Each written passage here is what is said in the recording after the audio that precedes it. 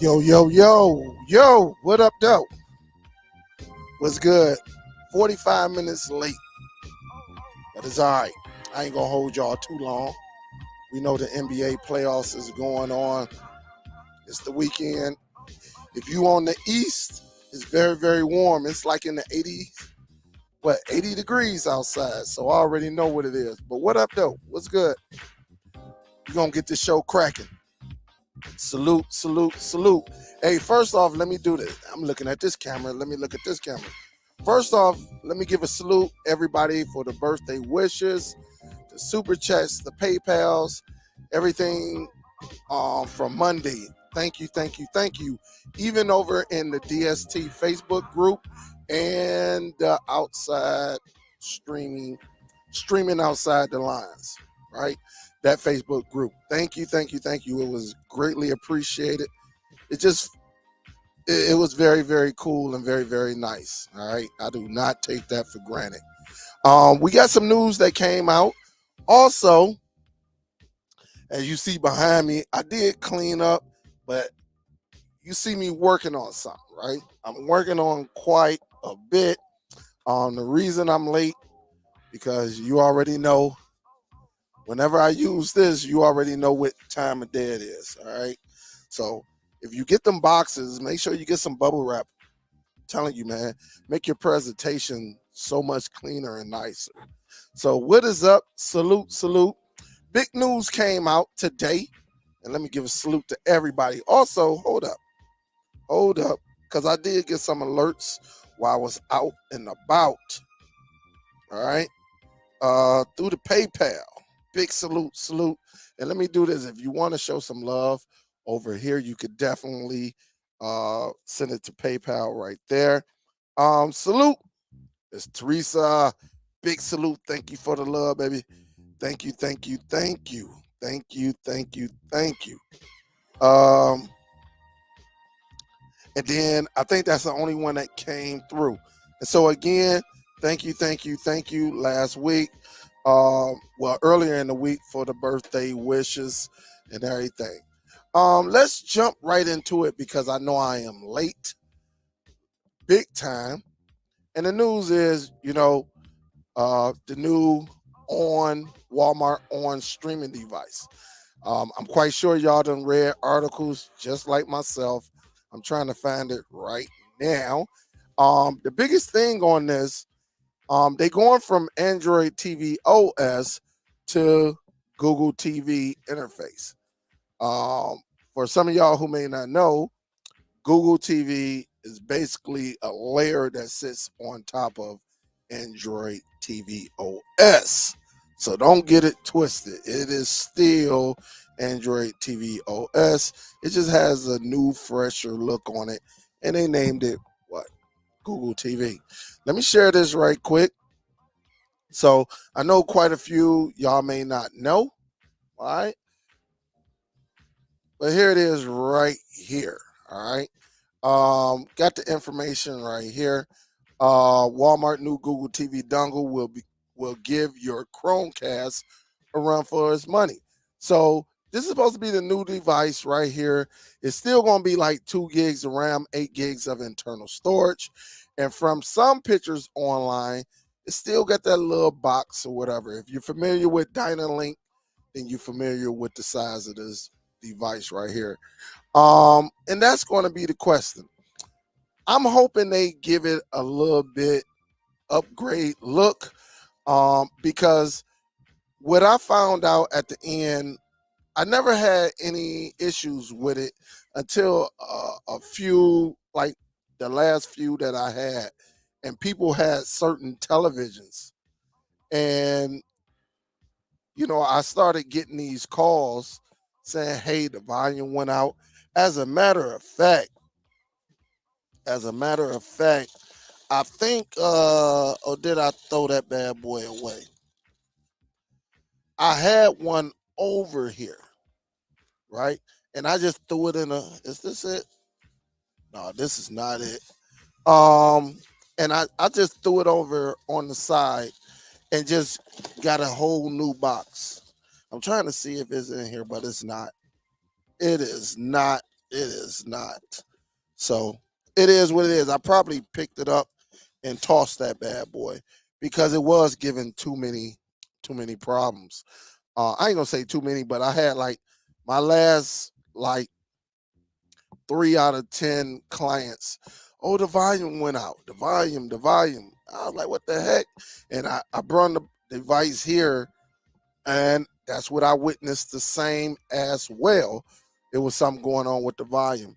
And so that's when I switched over and did the TiVo and also uh, the Chromecast with Google TV, the 4K version, because that HD version is terrible. It's super, super, super slow. You better have about an hour and a half of patience just on the update side. So this is the thing. I don't know. I'm hoping that this user interface. I'm not the user interface. I'm hoping that this device is a little bit different. Um, I like the device, but I hate that you had cords coming out on this side and this side. So I'm hoping these is just preliminary pictures of what we will get very, very soon. I went on the website. I did not find it on the website like they found it. So I don't know. I don't know. But it's going to be very, very interesting because a lot of us, um, we got the device and we set the device and we gave it to people. And so we just hoping that this next one is very, very, very, very solid. And maybe that they did fix the internal problem with certain televisions. All right. So that's what we are hoping. It's no guarantee, but that's what we're hoping. Now, the problem is for a lot of us, we try to catch Chromecast on sale. The cheapest, the Chromecast with Google TV, we try to catch it on sale. Um, you know, I don't went through my last few. I think I have what? I think I only have one remaining, and that's it. One remaining, and a couple of these, right? TiVos. You can't go wrong with that. Um, And I still even have this old school Dynalink that I don't have, maybe going on like a year and a half, 2 years. And from there, because I'm trying to go through my inventory. And from there, I got a few sticks that I done had for a long, long time. I don't know because I'm not a big fan of the Max. I'm gonna have to revisit it. I don't know if they fixed the icon problems on certain applications and everything. I don't know, but hopefully they fixed it.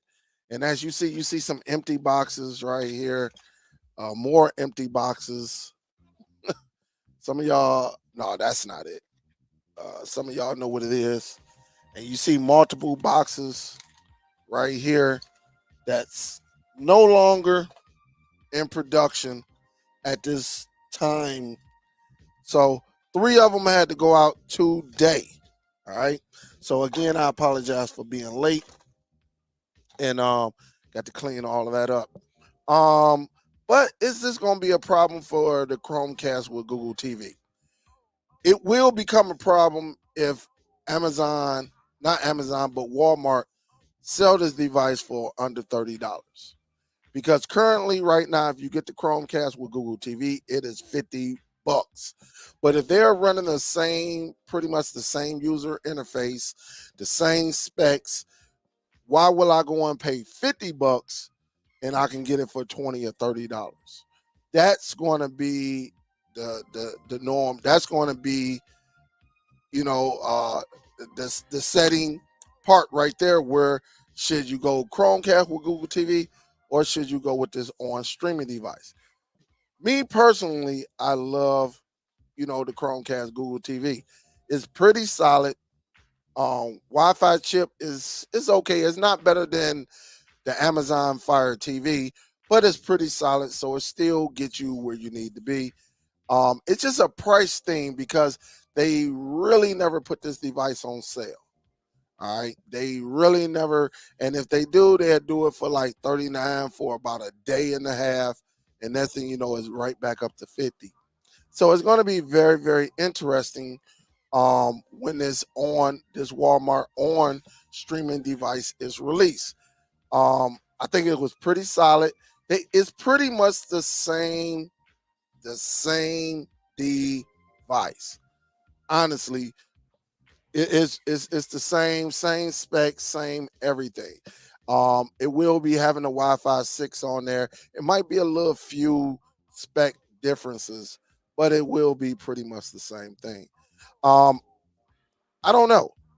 I know me personally, more bang for my buck if the Walmart devices is cheaper, I will be going that route because everything else, even the TiVo done even on Amazon, they don't went up to $39. And the only thing about TiVo, I don't like to have to go to it. It's bad enough I got to sign into the device, right?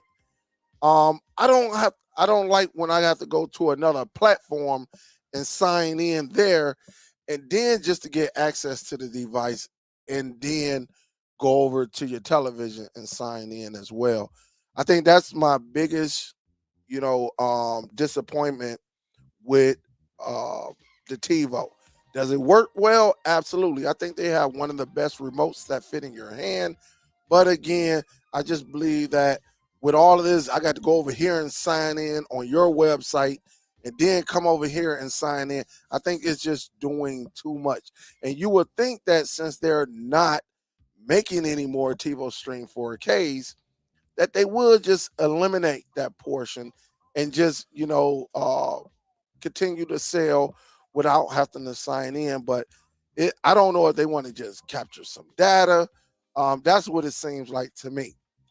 That's the biggest gripe that I have with TiVo. And then you got these other devices and things like that that can get you by.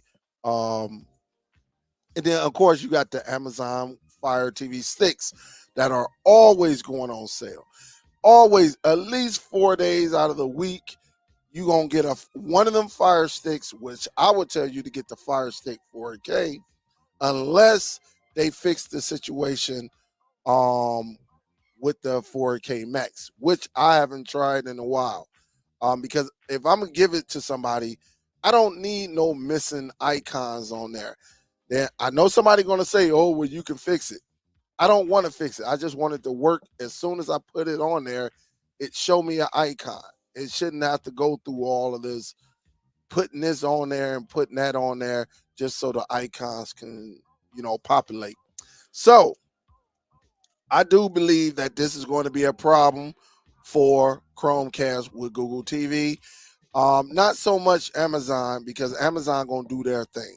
There always is a budget device. The biggest thing about Amazon is what?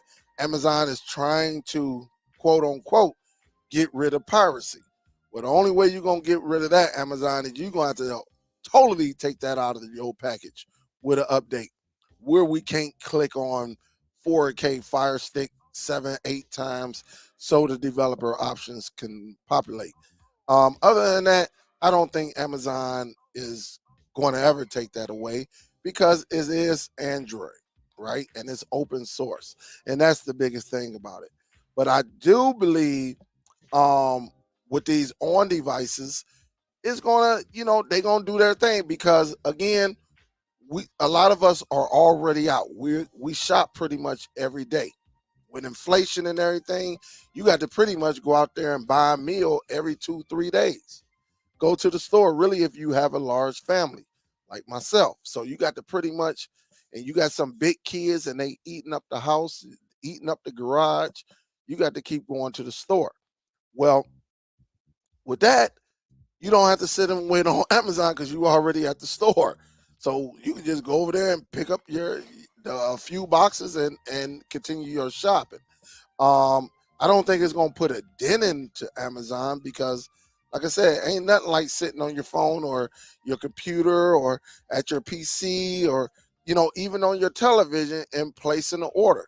Shoot, even placing an order on on your Echo and just telling it, hey, put this order in my cart, you know, and go from there. So it's pretty. Um, it's going to be very, very competitive. Definitely when they drop this new device. I just hope that they change it up a little bit. You can't keep it the same way. It has it have to change. I mean, that's the biggest gripe with Nvidia Shield. They haven't done an update in I don't know how long as far as the structure of their device. And people like, man, I mean, it is what it is.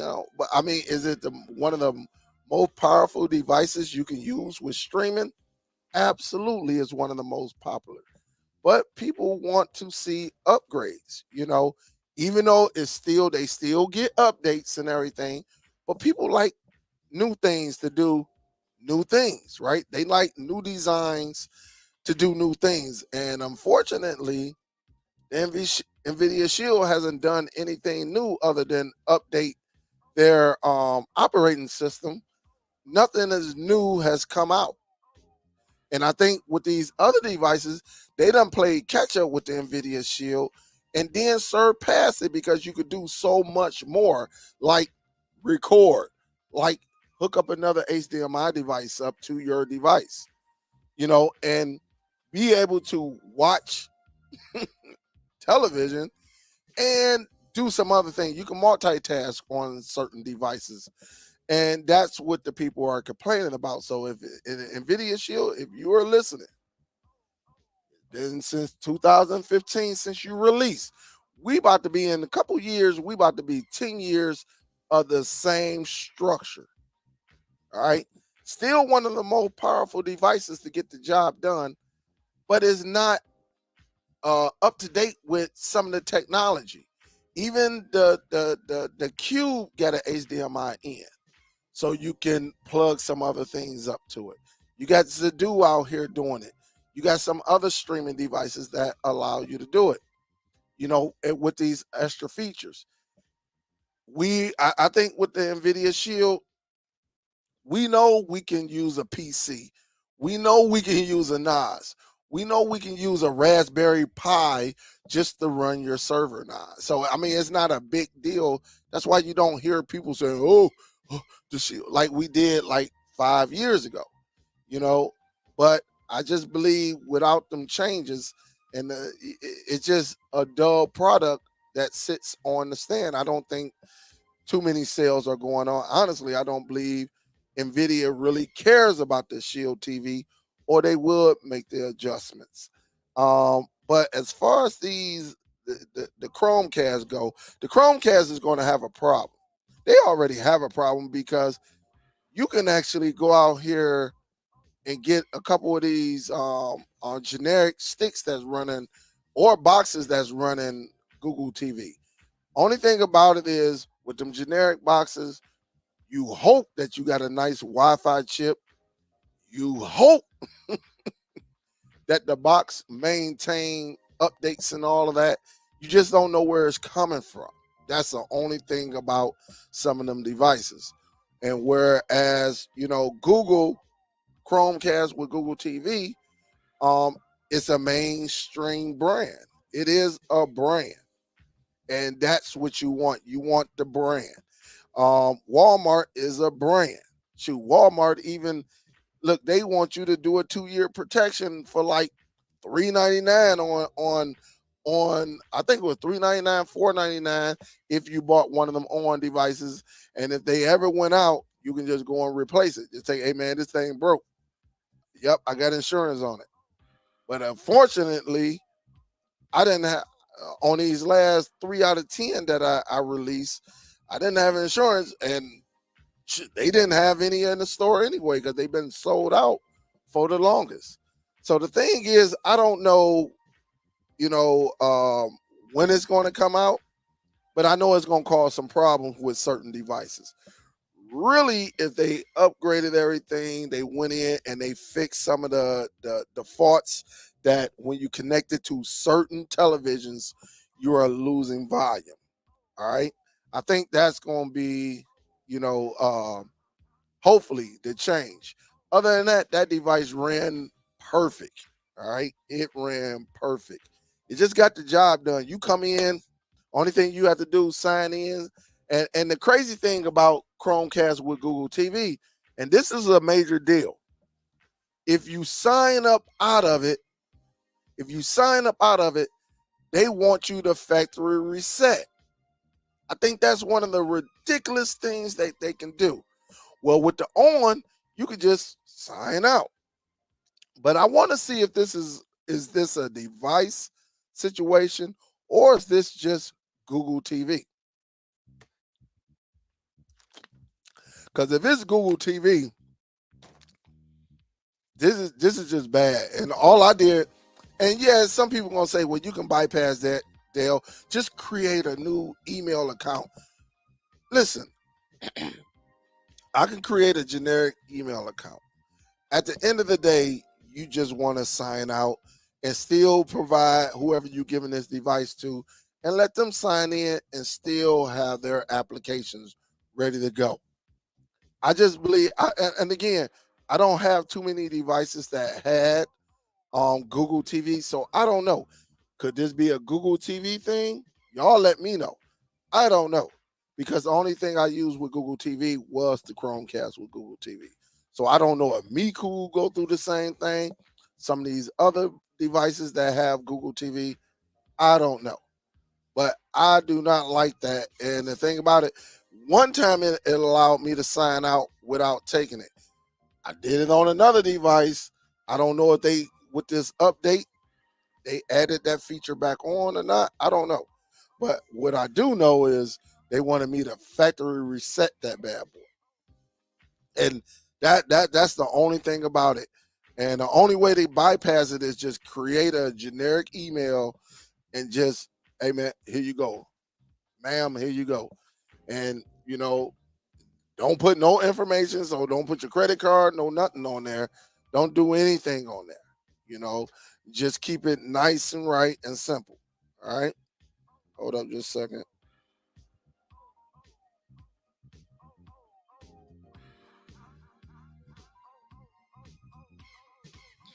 Yep. And just keep it nice, right.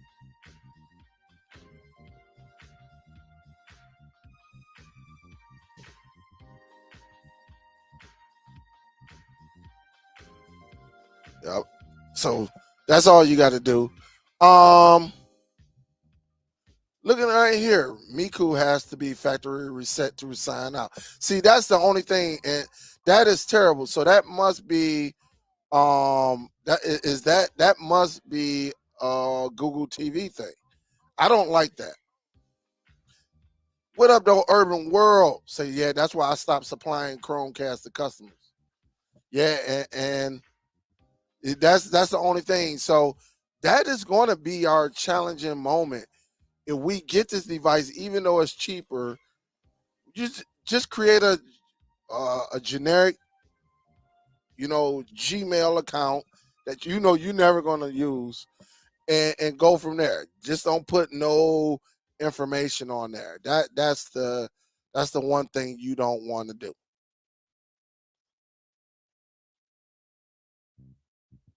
So bro say, yeah, they recalled the new on box according to the regional Walmart manager where I'm at. And the thing about it, I went and checked it out.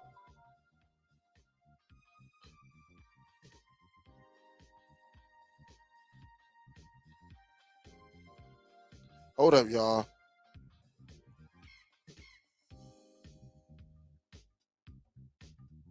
Hold up. That one of my people's hitting me up. They trying to get me out the house tonight. I don't know.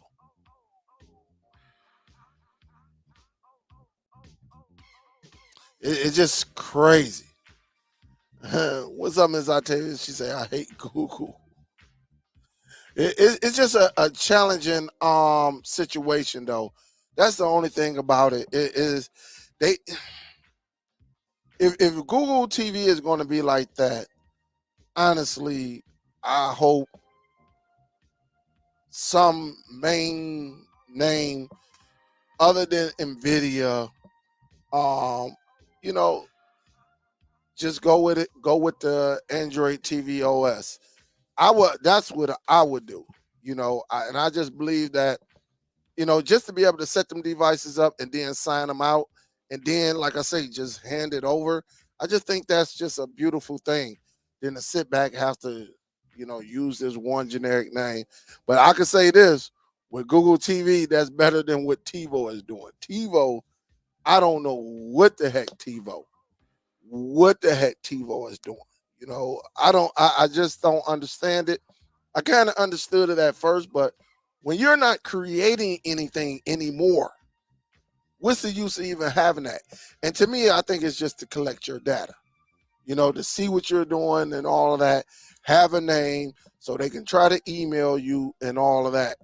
That's just what I believe, send you some information because I mean, the name that I use is so generic, is out there. I don't even use that email. I haven't went over there, but it wouldn't surprise me if I got a bunch of email because, as you know, they sell your data. All right, they sell your data. All right. Um,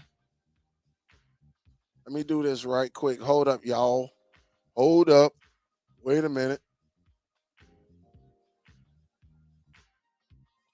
Hold up.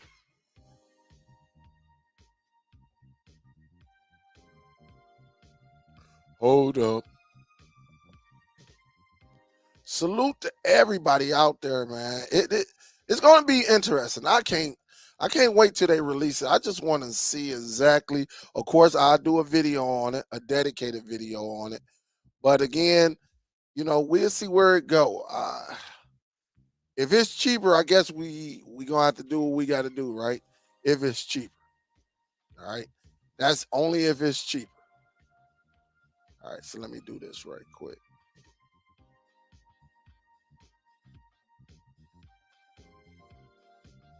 All right. So if it's cheaper, we should be good.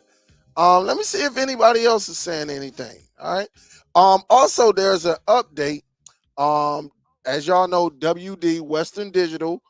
Um, which I don't know what I did with my Western Digital. I was doing some cleanup in the basement. I don't know what I did with the device. But if you're a part of it, your cloud, you got the device that allows you to go up to the cloud and all of that. They are back online. They just did it yesterday or either early this morning. I got the email. They sent me. They were like, "Yeah, now you can see your stuff." But the update is they were hacked. All right, username, password. Mine is not even plugged in, so it is what it is, and I don't have anything on there. But anybody can get hacked. Any company can get hacked. Um, and it just is what it is. But if you do have it, you should be back online. All right. You should be back online. Uh Say what's wrong with these companies? Too rich. Yeah. Yeah, TiVo could have been something special. You say I'm going live from Foot Locker. No, I don't know if I go live from Foot Locker. I honestly, Foot Locker, I really don't like Foot Locker on like Jordans because they never, ever, ever on the new releases, everything is raffled. You know, I don't like that. Usually I deal with Snipes because I can walk right in Snipes and get it. But yeah, you say too that if you had the volume issue on the on box, turn off the CEC in the settings and you are good. The thing is, it happened on their TV and it happened on mine's. Uh, two two totally separate televisions. She did get a new TV. I can't remember if it was a LG or anything like that. Um, which probably caused the problem. My TV doesn't have that problem. All right. So it was something going on with that device because the volume didn't work for me. And I went in, looked at a couple videos. I turned off that CEC, and the volume still didn't work on that device. So the device was done. It was done. Maybe it took a surge. I don't know. That device was done. Oh, it was done. So that's the only thing about it. I saw something else, and I'm thinking of something, guys. I'm really all right. First of all, let me get this right here. I asked y'all. I say, hey, if anybody know about this device, hey, email me so we can do a show. I did not get not one email about this device, which says something to me. Trash. Not one person, and I put it on everything. I put it on. Not one person say, "Hey, Dale, yeah, I got a box similar. I got a box. Let me work with you on that." Not one person reached out and was like, "Hey, let's do that."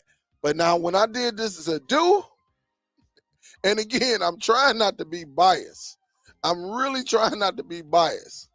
But when I did this as a do, man, and changed the launcher and all of that stuff, man, y'all should have saw the emails that came through saying, Dale, salute.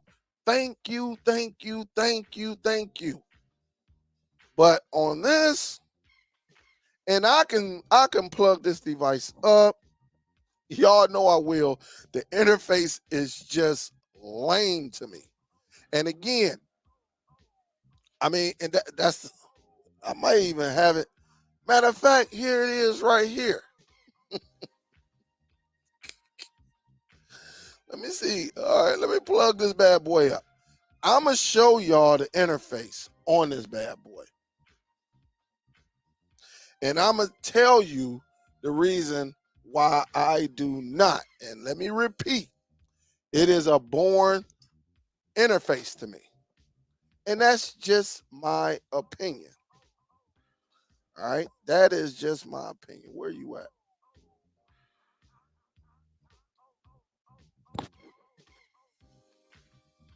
Trying to get it to come up. And I'm really going to show y'all. And again, this is not no hit on anybody that like this device. To me, in my opinion, I can't base it off nobody else. This is not a shot because people are sensitive when they show product and you say, hey, listen, this is my opinion. All right. Strictly my opinion. Before I even and listen, I put it on everything again. I remember when Soul Bro, and I said, I do not have the device. I said, I do not have this device, right? I said, I do not have this device, but from the looks of it on other individuals' YouTube pages, the user interface is like terrible. It's boring. It is very, very, very boring. I said, there's no excitement on there. And Soul Bro can vouch for me. And I said, and you know what I say? I say, I really can't give you my honest opinion until I have it in hand. So I have every right to voice my opinion about this device. I just think, I'm not saying this device is not a good player. I'm not saying that. But I'm saying it is dull. It is old. I don't know, to me, I just think when I get it, to me, I think they make it look like it. To me, it's just boring. And that's just my opinion. All right. That is just my opinion. Because y'all know in the past, people get butt hurt when they bring out product and you voice your opinion. Well, I can give my opinion because I have the device. And I just don't, to me, and I will let y'all be the judge. I ask y'all, I say, listen, if y'all got this device, please email me. And I know a few of y'all got these devices. I know it because y'all email me and I ask for y'all opinion. So it's not a kick to anybody. Let me say that first. Whoever you are that has a dual device, this is not based off you. This is just my own opinion, my own assessment of this device. All right, because I don't need nobody. Oh, they're throwing shots. No, I ain't got to throw no shots. I just voice my opinion. All right. So let me do this right quick. And just like anybody else, they can voice their opinion. Um, but again, I got the device. To me, I just believe that this device is lame. I got another device. I think that's over there. I think I got another device that's pretty much just like this, which I'm about to show y'all. Let me do this right quick.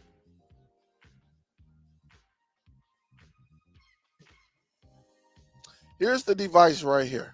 Let me do this a little bit bigger. All right. Again, this is the device.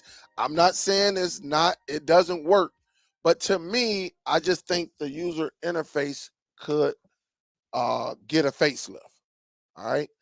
To me, you know, this I just think it's old. I think it is lazy and it's old to me. And I'm gonna go over here and get my my WD Live, because this reminds me of the WD Live. All right. I just think they could have done better. All right. They could have done better with this and went from there. All right. That's just my opinion. And I know this device is old because anytime you have, you know, I don't know, man. That's just my opinion. I ain't about to. All right.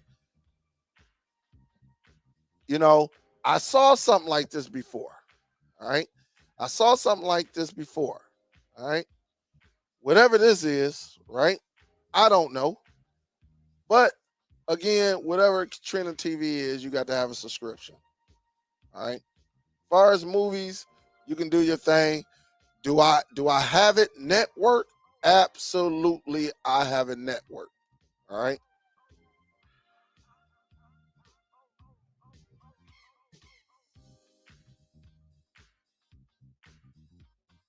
Oh, maybe I took it a loose from the network. Oh no, there you go. But you just see.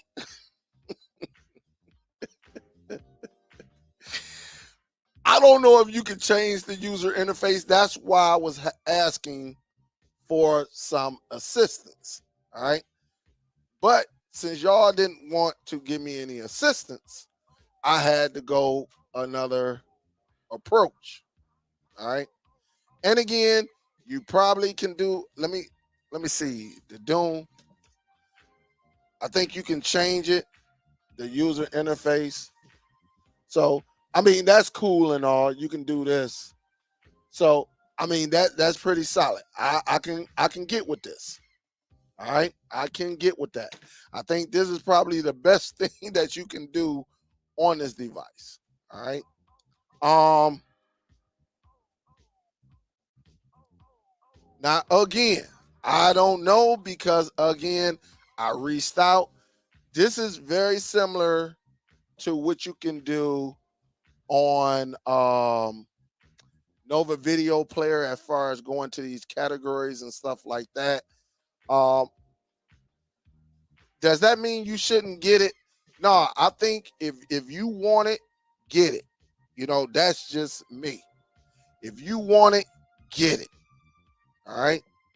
But again, certain thing, I just think this just feels a little bit outdated, in my opinion. All right.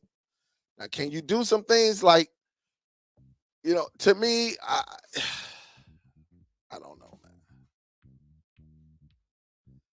man. It can do everything.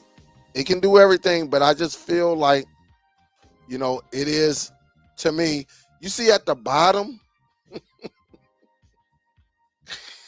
listen, it seems very, very outdated. Now, this one right here is very, very interesting. All right. Because basically you getting a device and you getting a couple of NAS trays, network attached storage if you want to get into something like this. But again, this is my solution. I ain't gonna say solution, but this is my take on this device. Um, there are other ways. There are cheaper ways that you can actually duplicate, or that's if you're doing it. A lot of people in the media space, the media streaming space, are what they get NAS because they need to duplicate. All right, they get these NAS. I'm not saying everybody, all right, because you got to be politically correct on YouTube. All right, let me show my face because you got, because hold up. Let me do this. You got to be politically correct on here. All right. Everybody does not duplicate their media. I'm not saying that. If you got a movie library, maybe you don't do it. Majority of the people do this. All right. And they get a NAS because they just want to put something on there and have it being copied automatically. All right. Now that doesn't say, different strokes for different folks. It really doesn't matter how you duplicate it. Duplicate it, whether you're using a NAS, whether you got another network, not a NAS, but another external hard drive. Do it, just back up your content. But I just thought that this device right here was very interesting. This one right here. All right, this model, which is the Real Vision 4KO Duo. All right. Now, I do like how they got this. All right. I like how you can go and look at some of these older devices that they, stuff like that. I love this right here. This is very, very nice. Now, this is something that Zadusha want to do, But now, if it was up to me, um, you know, they got it where I just think it should come out. I ain't gonna no, I'm not gonna criticize them on that. I'm not gonna do that because I do believe this feature is very, very nice because they give you the videos and they give you the photos of it and everything. So I do like this feature.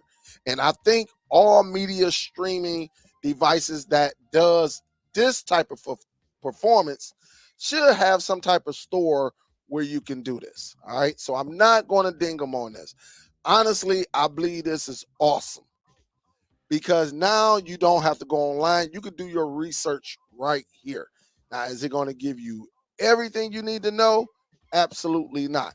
But you get the basic and you get the features it does. I do like this that it gives you everything you know about it. But of course, the best reviewer is you when you get it in your hand because they can't tell you everything. But I do like how this feature right here is by far the best feature on this device. And as you see right here, they might give you everything. I don't know. All right. But I do believe, oops, I didn't mean to do that. Hold up, let me go back. I think this is the best part where they get into it. I just think this is very, very nice. All right. That way you know exactly what you're getting into. I don't know why I keep clicking out of there. But I do like this though. All right. I do like it. I think this is pretty, pretty solid. What it has in the back. As you know, the only thing about it, in my opinion, because their other devices have this feature, I wish they would have had an HDMI input. On this device right here is strictly output. All right, compared to some of their other devices. Um, and then they got the manual and stuff. I do like this. And then if you want to buy it, you know, they say it's $349. Uh, Europe money, euros. That's what they call it, euros. So but I think this is the best feature on this device. But now when I go up to this one, all right. And let's go down here and look at the pictures. One thing you see, all right,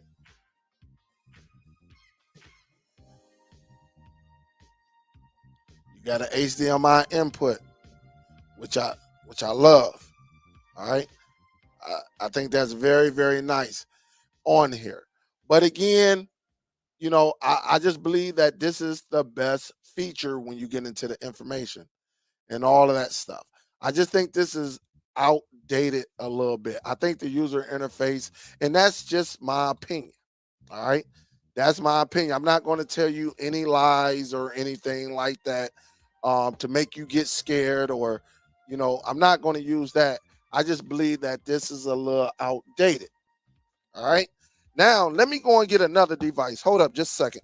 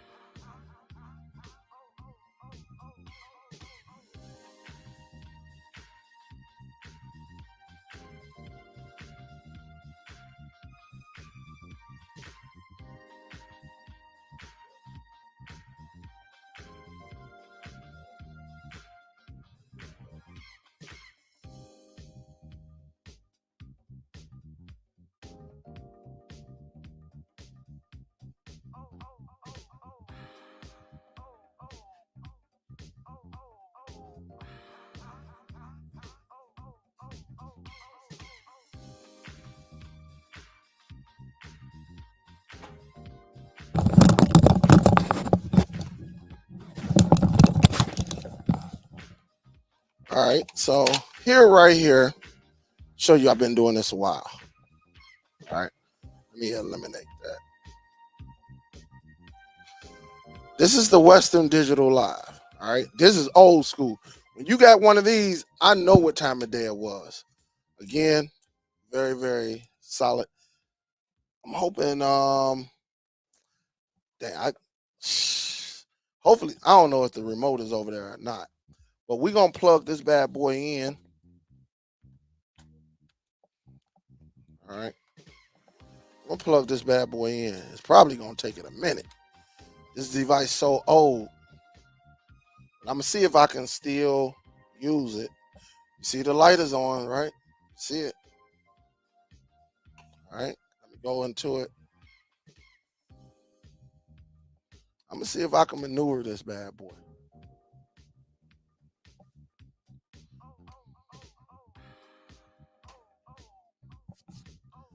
Hopefully that bad boy still sucker probably don't want to work. That sucker like, no, dog. No.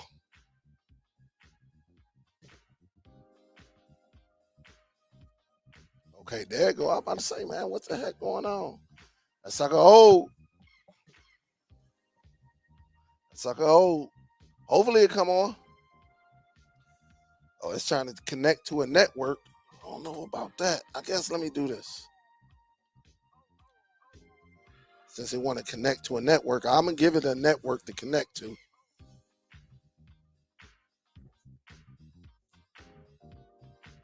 This bad boy. Oh, let me see if y'all got any questions.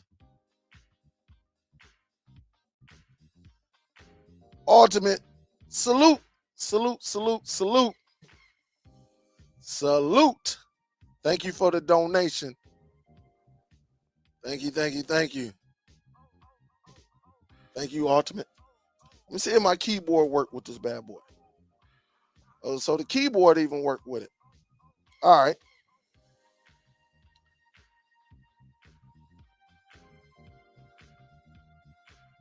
Man, I used to have this bad boy hooked up. Oh, y'all just don't know.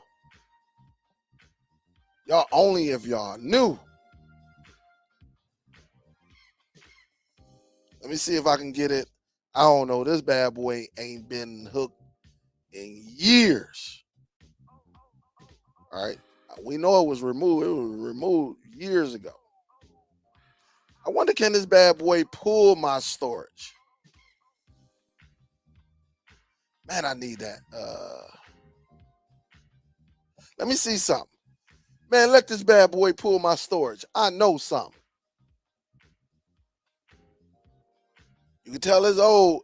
It is old.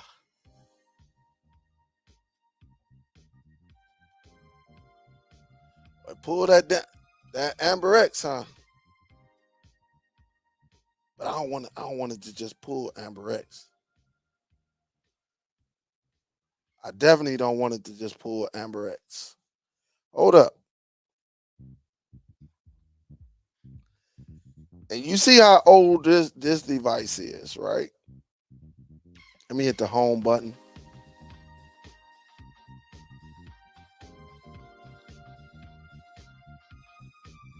Man, come on.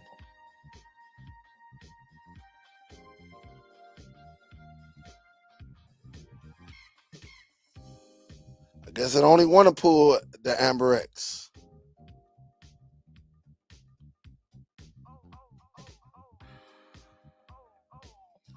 It is a little sluggish, but the thing is the user interface, like just like the Doom, it's a little outdated. Sorry, this ain't working too well. All right, I got a device. I think I had that device mid 2000. That sucker like, no, Dale, no, dog, no, I ain't mean to do that again. No, man, no.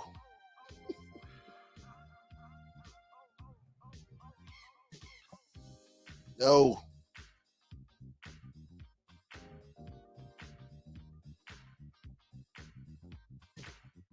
I need that remote bad. All right, here we go. Videos. All right.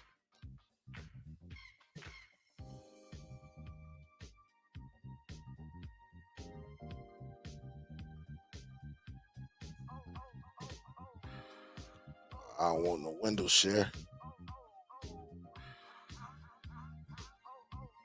I want, see if I can do media server.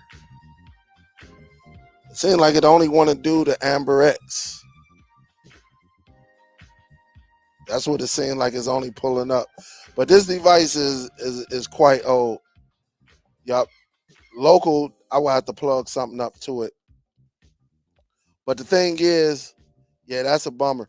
But I just wanted to show you like the user interface on these devices. And here it is. You got a user interface that is what older than the Doom devices, right? And this interface looks better. All right. To me, it looks a whole lot cleaner. It's better. This is, if you think about it, this is very, very similar to like a row that's on Android TV OS. All right. But of course, on this device, they didn't have apps. I think the only app that they had was like Netflix or something like that. You know, when I click on services, I think they had like Cinema Now, Facebook, Hulu Plus. So these were all of the ones that they had right here. And believe me, man, I used to be on this boy. I used to be on this boy big time. And it'd be interesting to see if WD can ever get back into the streaming world and do a device strictly for this. And I wonder if I put in my Netflix account, will it pop up? It's gonna be all SDs though. I tell you that now. This sucker probably will blow up. But it just goes to show you, like, you got to have a good user interface. Yeah, it's definitely is like the early Cody's. Yes, you got to have it, and it's really, but the user interface is just very, very. Even when you plug this bad boy up, you know, it's a better experience. Unlike the Dune is just so basic. It's very, very basic. And again, you're talking about a device that I got in the mid 2000s. Shoot, probably had it longer than that. I don't know. I just do not know. And of course, it's super, super, super slow, guys. I mean, I might have had this device. Honestly, I might have had this probably in the early 2000s. See, because I got it when they launched this bad boy.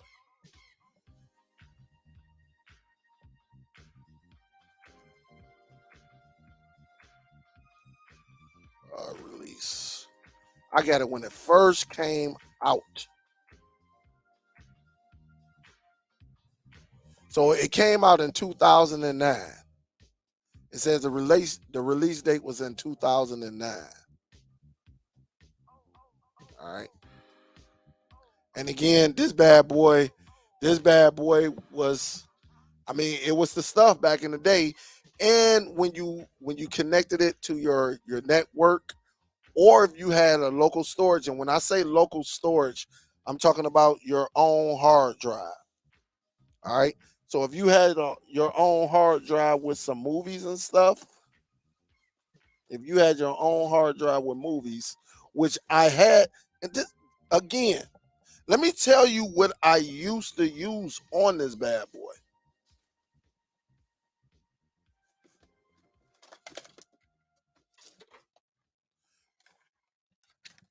This is what I used to use on the WTV. All right. Let me take this down. This is what I used to use. This was this is what? One of my first drives right here.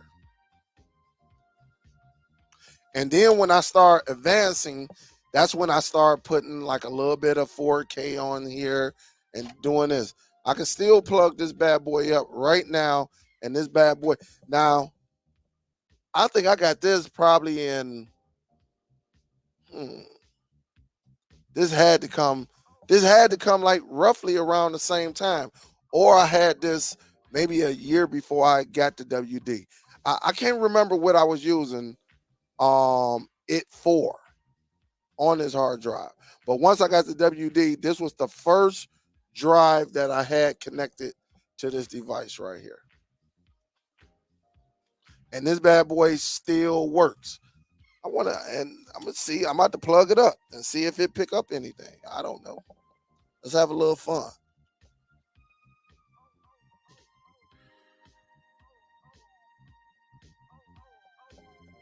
Hopefully I ain't got nothing crazy on here. I don't know, but man, I got to get this stuff together, man. Too many wires and stuff.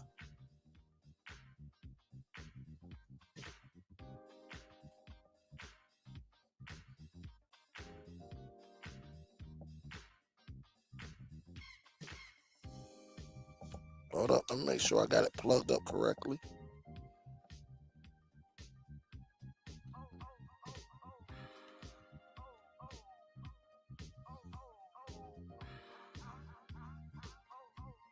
I'm gonna see.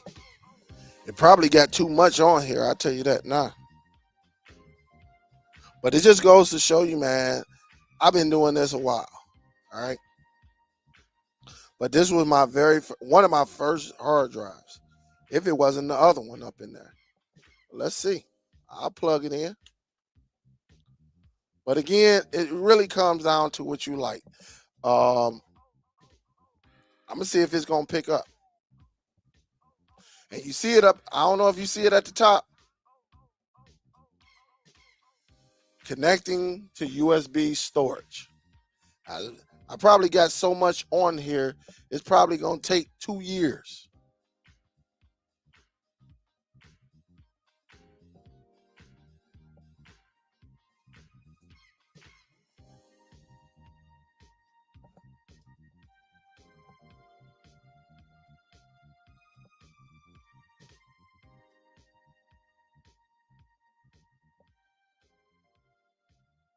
Let me see. I'm going to files. I'll just say local storage.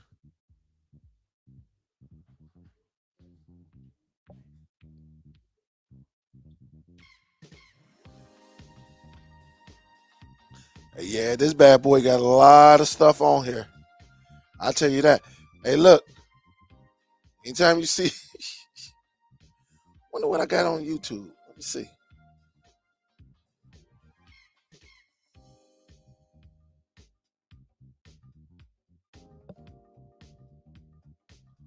Oh man. Yeah. Yeah, I got a lot of stuff on here. I got a lot of stuff on here. Now, my cousin, let me see. My cousin actually filmed this, but I ain't gonna show it. I ain't gonna show it because it's. But nah, this is me.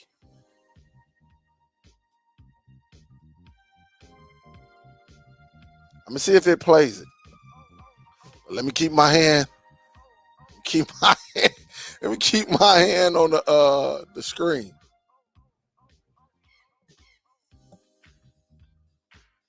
Boy, he trying.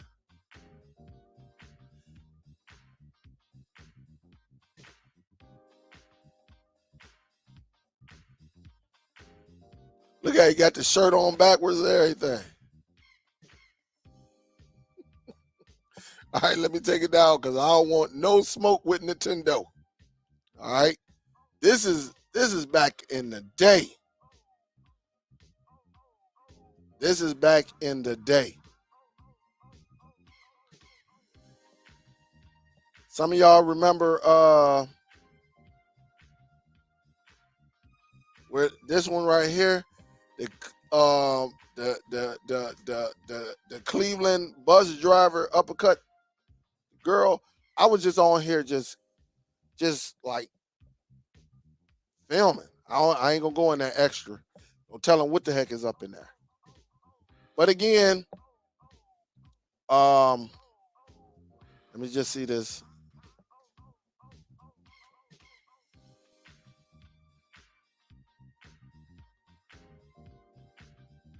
So, as you see, what?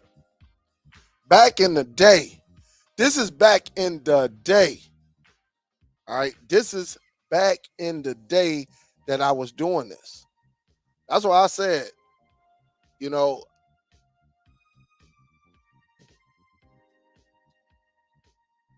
and watch this. One thing about it, you used to make it, you can make it look different. Let me figure out how to make the uh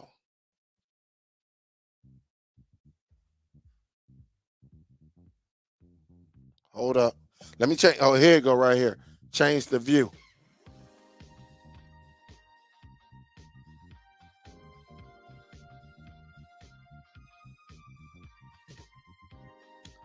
Man, this thing is slow as heck. Come on. One more. There we go. Change the view again. I need the remote.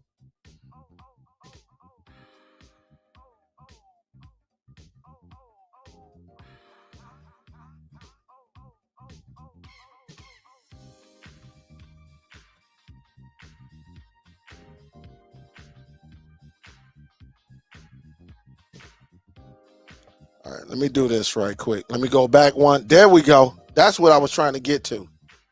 All right. How you can just change the view of it.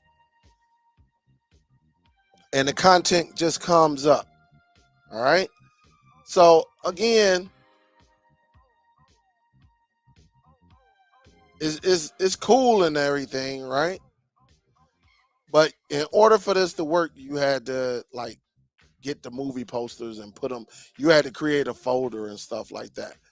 All right, to make it look very, very similar to. Look at that.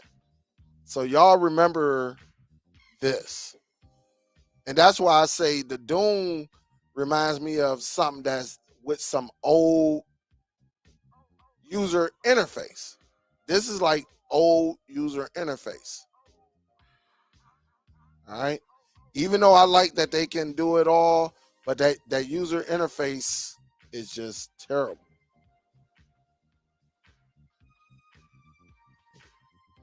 I just wish I had the remote. The remote somewhere over there.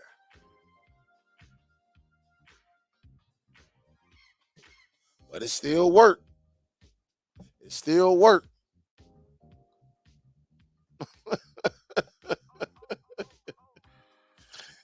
Yeah, that looks just like my old Lee TV. Oh man. He said, yeah, that remote was small. Uh, Honestly, my remote was built like it was a smaller version of the TiVo. The storage, I think I bought this hard drive. I think this is a 4 terabyte hard drive. I know I paid some money for this. I know I paid some money for it. But this was the very first, man, listen, back in the day when people came over, again, 2008, 2009, whenever I got this device, man, people used to be like, oh man, that's sweet. And guess what? I hooked quite a few people up with this. I hooked quite a few people up with this and just kept it going. And then once I graduated from this, that's when I moved on to the Amazon. I moved to Amazon. All right. But it's still very, very nice. But it is slow. 1 gig of RAM. Uh, like Dave said, you can just go right here and then you can play that bad boy. And it'll play.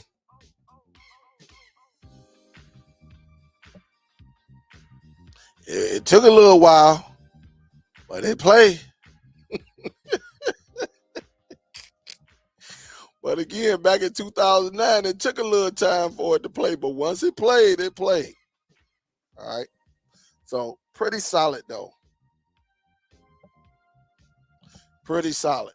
And that's the thing about it, man. When you getting these devices and stuff like that, it's all about having it nice and right, and keeping it together and stuff like that. And so that's one reason why I said the Doom to me is it's a older user interface, even though it can do everything.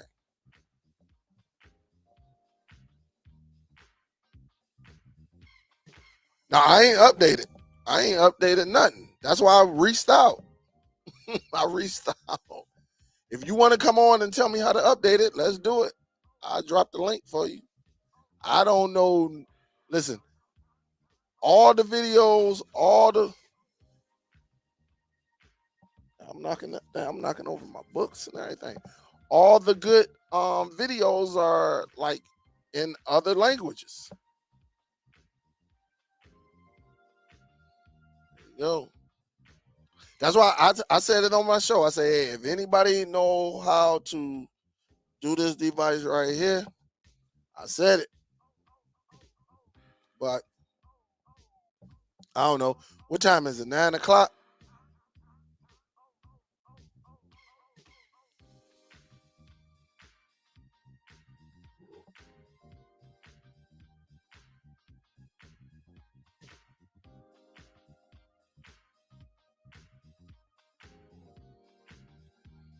You say can wash a load of clothes and put them in the dryer, come back, and the movies just started playing. Yeah. Yeah, it's crazy. It is crazy. But that's what we had back in the day, though. So, so bro, you already know that. We thought that was fast back in the day. You say, what will it update to? 432? I don't know. I couldn't tell you. But again, it's just a history right here. It's just a history. But it's going to be interesting, though. It's going to be interesting. That's why I say that Dune is quite a bit. What up, though? Can you hear me? Oh, you on mute? So let me take this. Let me unplug this right quick. You on mute, Rich? Are you hearing me now? Yeah, I can hear you. All right. There's got a lot of noise in the background. A lot Or of hold a noise. minute. Or hold on. Sound like somebody getting jumped over there, Rich. No, me crazy, Emerson. I'm actually in Atlanta now. Just hold a minute. Rich over there swinging on somebody. Somebody getting swung on one. Somebody getting swung on. Let me put this back in my Apple TV.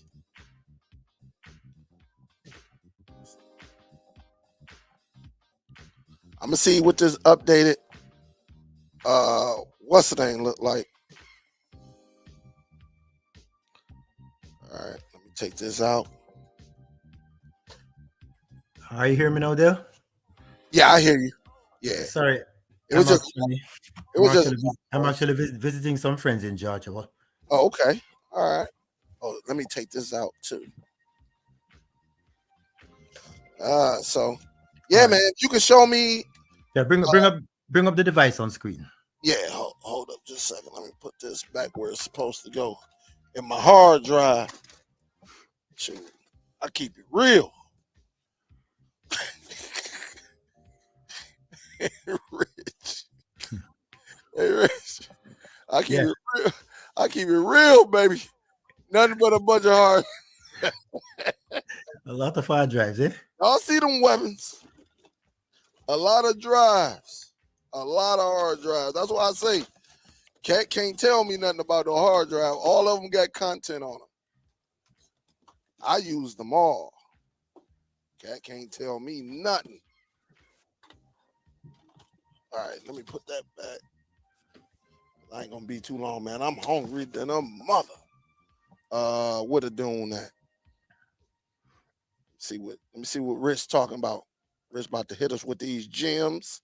Say, yo, Dale, let's update this bad boy.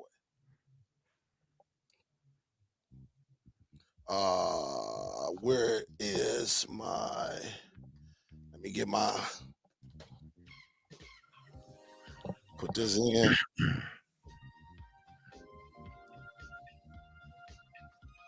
Yeah, where's my keyboard at? I just had it. It's on the side of me.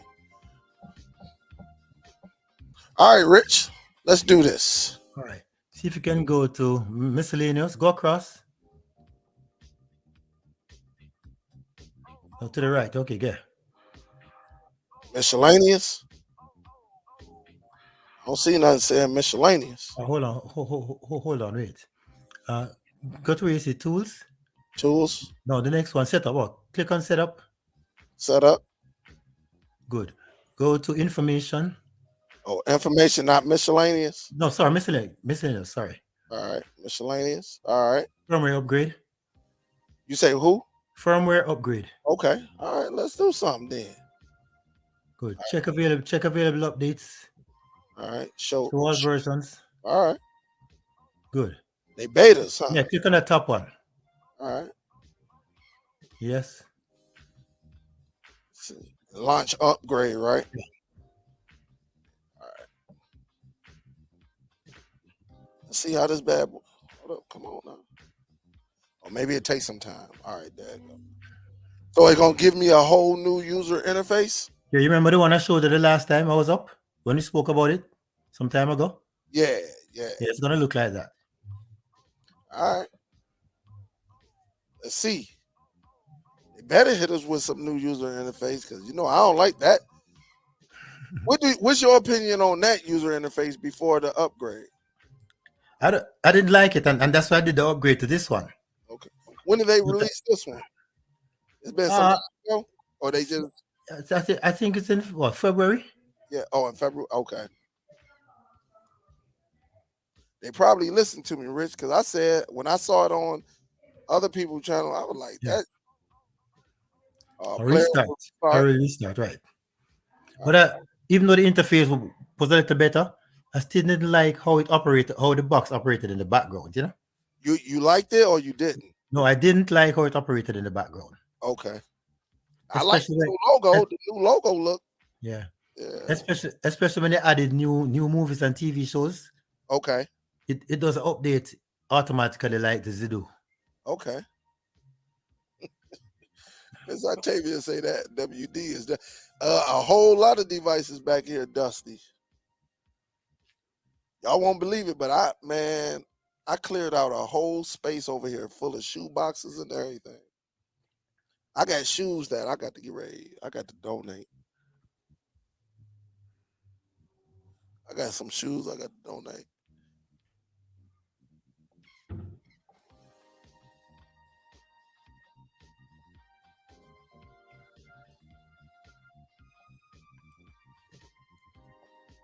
Yeah, I got.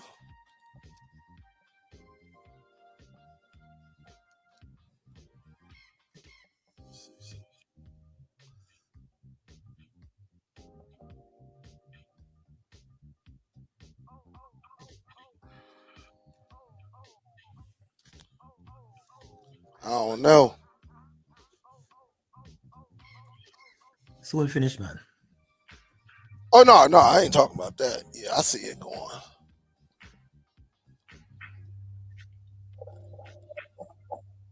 I'm trying to see what I'm up with. Ooh, Miss Octavia. Ooh, Miss Octavia. Might even rock these tomorrow. And it's gonna be like 85 degrees here. I might go and rock these boys. I don't know. I might rock these. Oh, might go and go with the Lions.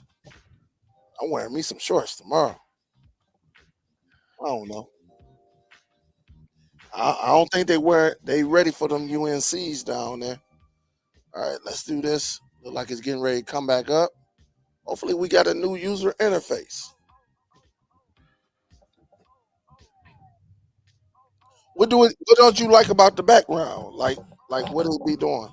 How it imports the movies and the TV shows.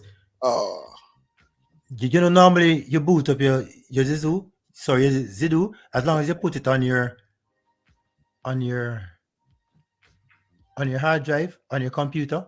uh-huh. The Zidu automatically updates whenever you boot up the Zoo. Okay. Oh yeah. Oh, Right, but this you have to manually go in the background and update it. is this my stuff? Yeah, this is the new interface. I'm trying. Is this my movie stuff? No, this ain't. I don't know. I don't know what this is. I definitely ain't got nothing called no movie. Movie. I definitely This definitely not mine. So they got their own little movie thing that they threw in. Yeah, for all. But click on my collection. Click My on my click on my collection, then manage folders and see uh-huh. what happens. Oh, you have to add folders there. Oh, sources.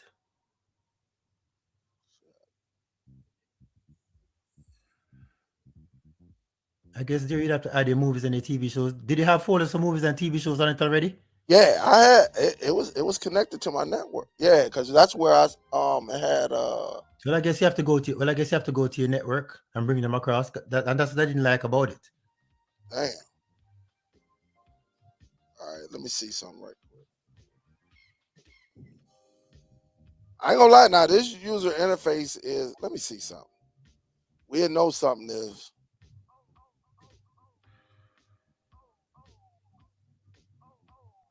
So this is there. Oh no, this is on Pluto TV. So this man, this hold up. Hold up. Think I done saw something. So popular. Let's see where this coming from. I think you have to go to your sources and bring them in. Yeah, I just wanted to see if this was all. I ain't gonna lie, I kind of like this. Don't know where it's coming from, but I guess if you need something, right? I probably it's just the covers. I'm not sure. All right. All right. Can anything play? Let me see. Don't nobody know this movie right here. Oh, I was taking it from those sources. yeah, they do the sources, so I was taking it from those sources. YouTube free. Required application that's not installed. YouTube free. All right, so we know what that's. All right. I'll tell you what. Can you go back to the top and go back to movies? Click on movies up the top. Click on movies. Nothing happens. Nothing happens. It took my whole. Let me see. Let me go into source, right? Because my browser, it had my movies in here. Samba.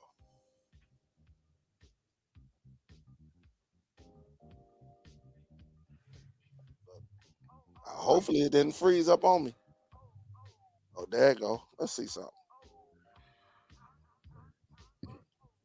It's freezing a lot though. I tell you that. Yeah, because I think the box is only like 2 gigs, 2 gig of RAM and 8 gig on storage. It's definitely freezing. Okay, there we go. But it took all my movies out, but that's all right. That's cool. Then you have to add your sources now. Yeah, I'm about to see now. All right. How do I? Cause this man, come on now. So this is basically how it just got view. How do I add it? I think you need to go to sources. Cause here go all my everything that I want if I want it. Right. So I should be able to go to what big boy share, go into it, right? And then just add the content. Right? Right. Click on movies right there. Click on movies and it's just going to bring them up. This is similar to like Nova Video Player. I should be able to install it. How do I get it? Because it's pulling up the data. Let me do this. Let me go into view. Maybe it'll change in the view. Oh, God. And now they want to upgrade the remote. Remote.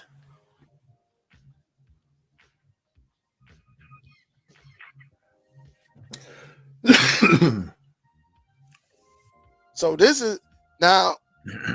How did it bring up your content? I had it already on it before I upgraded the interface. That's what I did. Mine was on here too. But it was automatically there. How do I get the whole? I guess once I click this view after this remote, I guess that's when I get the pictures and everything. Right, let us see what is happening. View. I'm hitting view. There we go.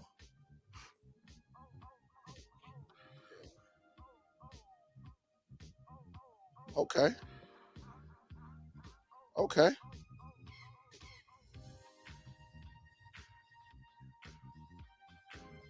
So it's not pulling up the 4K art, but that's all right. Let me do this. Let me hit view again. Oh, so if I hit view, it takes me totally out.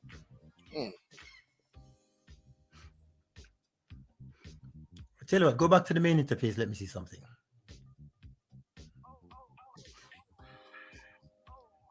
So it's on Oh, there. uh, It is on there. go across to the right. Go further across. Go further across to the right. Yeah, go over. What's there? Go over. Go over there. Uh, see if you can go to my collection. Let me see something. Okay. Manage folders.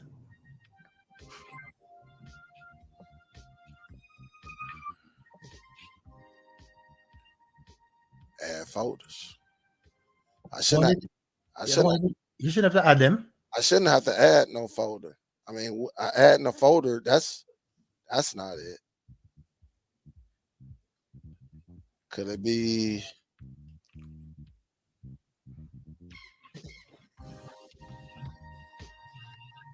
It has to be somewhere in my collections. Somebody like, man, they dumb. Ask me, do I care? Yeah, no, man, this is not it. Click on manage folders and try to add and see what comes up when you try to add it. Try to add a folder and see what happens. Adding folders to collection, no source connected. Please Oh. connect storage or network folders with. It's connected. Hmm. How am I getting my content?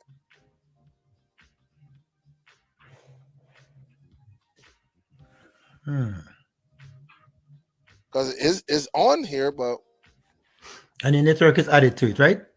yeah, of course. Yeah, of course. Oh, that's your connection. That's your internet connection. Yeah. Let me go to video. But I ain't it. No, I don't think that's it. It's general. It has something to do with my collection, man. See? So was your content playing on it before with the previous interface? Heck yeah. Yeah, it'll play the content. Even when I go back, right? Let's go back then. That's when you're in sources. This is mine right here. Yeah, that's playing straight from the source. And, But and, you want it to go into your collection to populate the movies and the TV show folders. and you see, look, but this 21% just showed you like when I tested it out. You see how long I don't had this bad boy. I played around with it.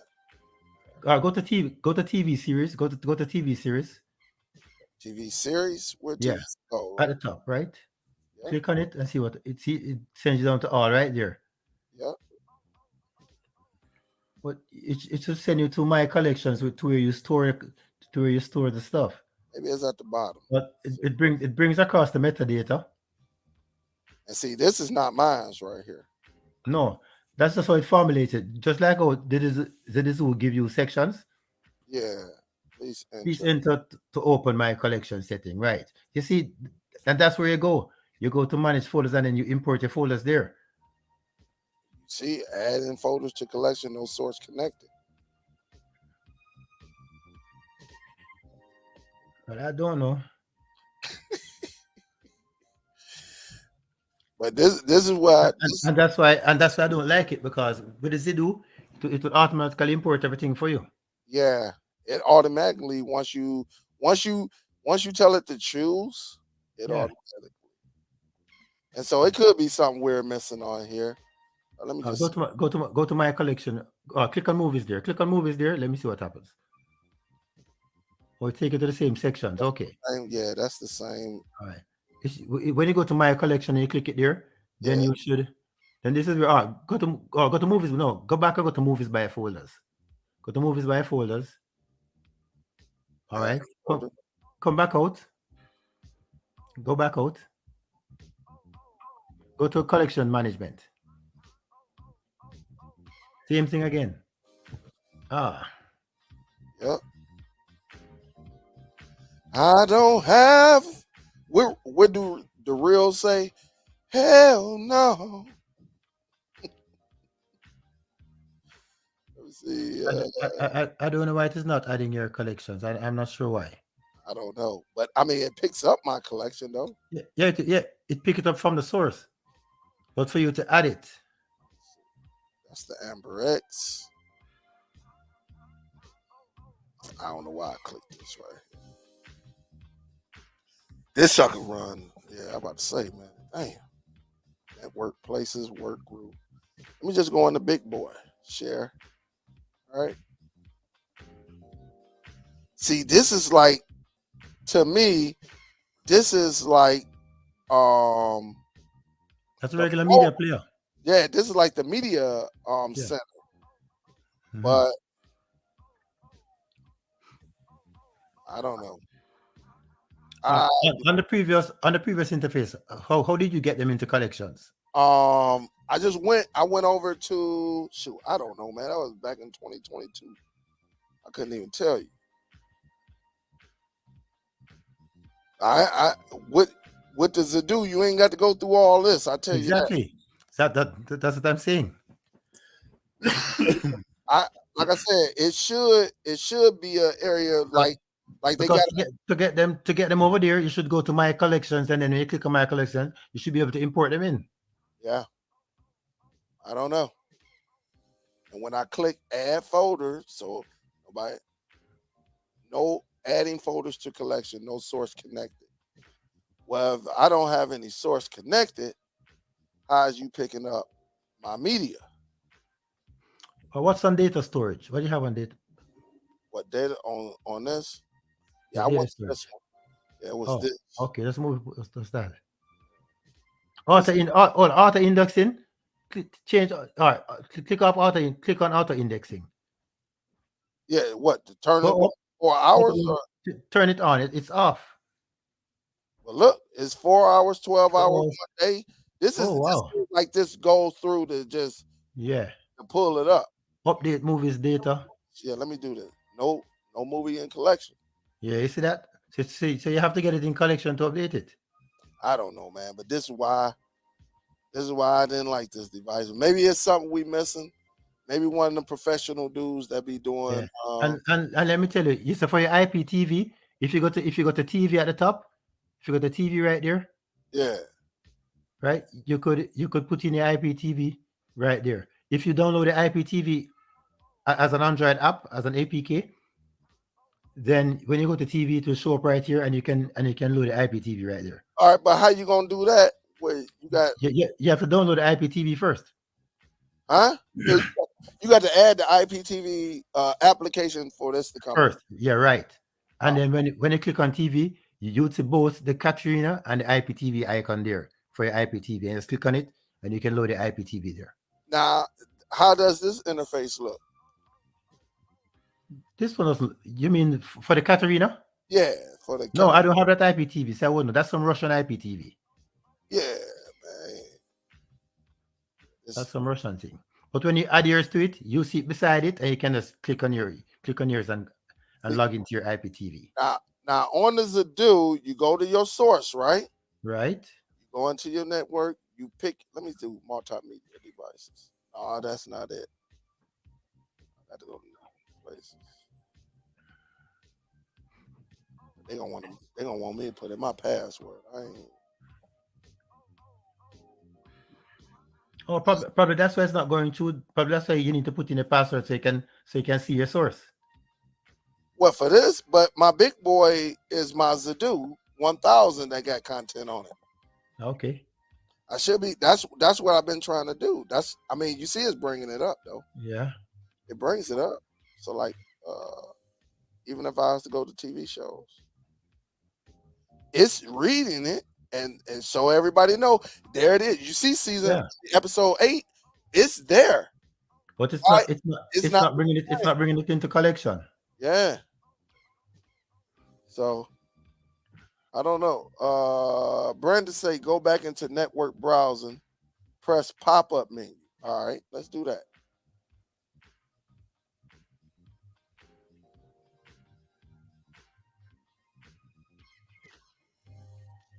There's a pop up menu on the device All right. So he says press on, pop on up. on the remote control. Yeah. Refresh. So you want me to do a new network folder? Oh, No, tell you what. Go into network browser first, and then you click the pop-up button and see what happens. I did. That's how I got this. No, go into the network browser first. Yeah. Click the pop-up button and see what happens. Refresh. Or click refresh and see what happens. Nothing. I guess it say I can view it. Oh no, that view button just changed how I look. Mm-hmm. Let's see. Go up in here and see. It's doing something. It's doing something. You Yeah, see that? See yeah, that? see down the bottom? Right. See what we got? It's doing something. All right, Brandon. Maybe it needed to get refreshed, huh? Let's see. No, man. Let's see. This bull crap, dog. I'll tell you what to do. Go to your collections now and see what happens.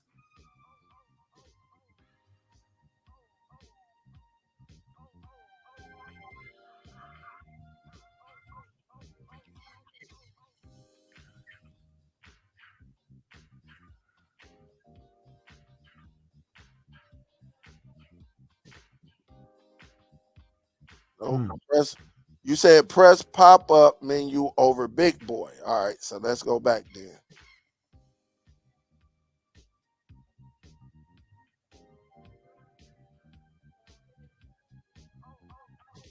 All right. You say press the pop up. All right. All right. What should I do now? Try connect as user. Say connect as user. Right. Put in as guest. Yeah. All right. Something is happening there again. Click on movies now.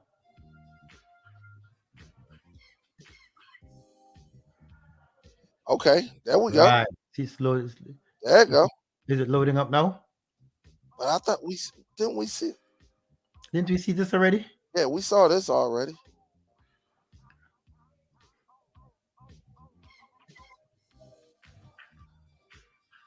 We saw this already. But it wouldn't. Let's see if it pop up in In the collection. Yeah. All right. Now let's see. It's not populating. Brandon, how do we get it to pop up? Just like when we using He says connect as user. Pop-up menu. Pop-up menu of a movies folder. Yeah, that's what we got. We got that part. All right. So go back to connect as user. Go back to big boy. Right. Yeah. Press the pop-up. No, press the pop-up button when you go back to big boy. Connect as user. Click connect as user. Then click the pop-up button again. Oops. Click the pop-up button again. Connect as user. Yeah. Good. I got to go hit OK. Okay. Then that's when I can go Oh, in. weren't you just putting a password as guest? No. No, I don't have it. Then it says pop up over movies folders. No. Yeah. Should I hit pop up again? Yeah, that's what he says. What, add it to a favorite? I don't think so.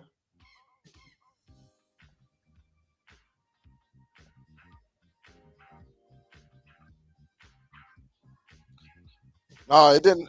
It didn't populate because I hit the back button. See, man, shouldn't have to go through all of this, man.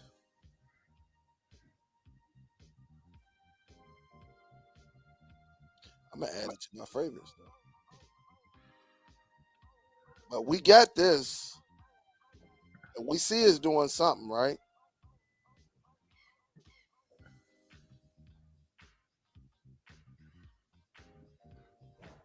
I don't know why it's not bringing up all my data. He says go all the way back. Can Brandon come up? Does he have a? Can he hit the link? Puppet Master. We know. Let's see something. Let me go back. This thing is like, I do not like this device. I'm telling you that right now. Yeah, let Brandon join. He said he's gonna join. Yeah. This is what this And that's why I didn't like it either because it's kind of hard to import them into there. yeah. And look, I'm hitting the home button. I'm hitting the home button, and you just I don't know. I'm gonna leave the remote out of my hand. I hit the home button. Don't know what the heck is going on right now.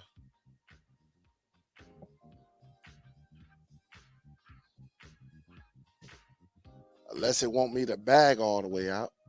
Well, I think back all the way out. It's stuck. Oh man. Look, I'm hitting the go back button, as y'all see. Yeah. I know somebody gonna be like, man, deal. Look, I'm pressing it. Look, I'm gonna hit the home button. You see the finger on the home button. Look, when I hit the home button, this comes up.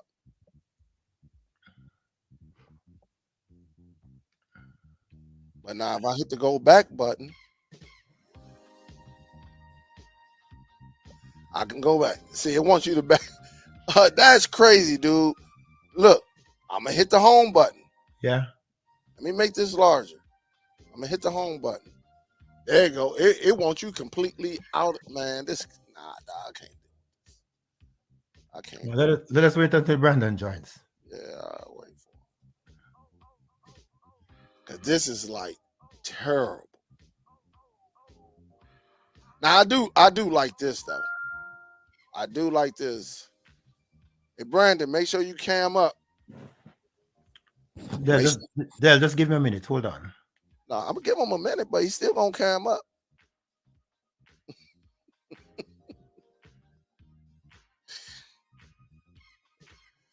Won't get me. It ain't gonna get me like they got Bo and J Mac. No, no, no. I mean, I do like this though. I do like this. Uh this is solid. I do like that. And when you click on it, and if you want to play it, you got to install like Amazon Prime Video. I mean, that's all right. Yeah. Is it the biggest? Yep. So, what up, though, Brandon? Can you hear me? I can't hear you. You got to unmute yourself or something. Can you hear me? I can hear you now. All right, cool. Cool. What up, though, man? Nothing much. It just seemed pretty frustrating so far. Yeah. Do you have one of these Doom devices? No, but all of the Chinese companies that make all the boxes have like hidden support links that detail like how all their software works. Okay. So like with Zedu, they make it easy because you can just go to their forum. Yeah. Yeah, but there are a bunch of people in there that have already figured out everything, and like that's how people got that black interface to replace the one that's on I think the Z9X. Yeah, yeah. I don't forget what they call it. I know what you're talking about. The black user interface. Yes, I know what you're talking about. Yeah, that originally came from Zedu. The company made it for their top of the line players, Yeah, and then people on the forums figured out how to take that home screen and put it on the lower end players. yeah, yeah. I actually But did that last week. yeah, I personally prefer just the basic one because I like The you know have the Galaxy. I just like the background. yeah, I It's agree. easier. Oh, go ahead. Sorry. No, I agree with you on that because it's a easier user interface that Yeah. people can just go into the settings compared to. I agree with you on that one. I agree with you on that. But about the Dune thing, I googled it and it doesn't look like they have like public forums. So I just had to dig into their website and try to find any kind of like support information.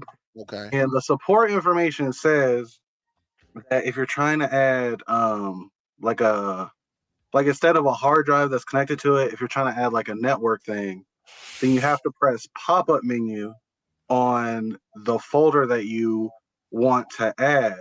But you kept pressing pop-up menu on like every single folder, it seems like. So now I'm wondering if like their instructions are wrong. So basically, like just try pressing pop-up menu on like every single folder you can. So like go into network browser and then try pressing pop-up folder on, I think it says Samba. And if that doesn't work, then go into Samba, try pressing pop-up folder on that. Yeah. We let's do this pop up right here. And what add? Add as a network folder. All right, let's do that. And then click OK. And now go back to your collection and it might show up now.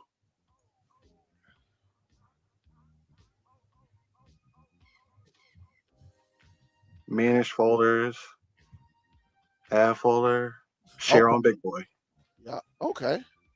And then it says press right to add the selected folder. So I would just go in there and press right on like movies, Okay. TV shows, something like that. Yeah, here you go, right here. So add. No, I don't think you should add that one. Then I think you should add the movies and the TV show folder separately. Yeah, like go deeper into that and add only the specific movies folder or the specific TV shows folder. So if I go in here, hold up. Go back out. Share on Big Boy. Uh-huh. Click on that. Uh-huh. Yep. No, click on that, right? Yeah. Oh. Click delete folder from collection, because I think because you added it, it's giving you a different menu. Because it shouldn't And be. now, oh, sorry, go ahead. No, now go to movies now. All of this is nothing. All of this. Go to movies. Go to movies. And then press right on movies. Okay. Right. And then click OK. Okay, that's good. And then click start indexing. Right. So you have to index. You have to index all of them like this, Dell, for them to come over each time you add a movie. Yeah. And that's what I don't like. Damn. I think. Oh, go ahead. Sorry. No, I'm listening. Yeah, click OK.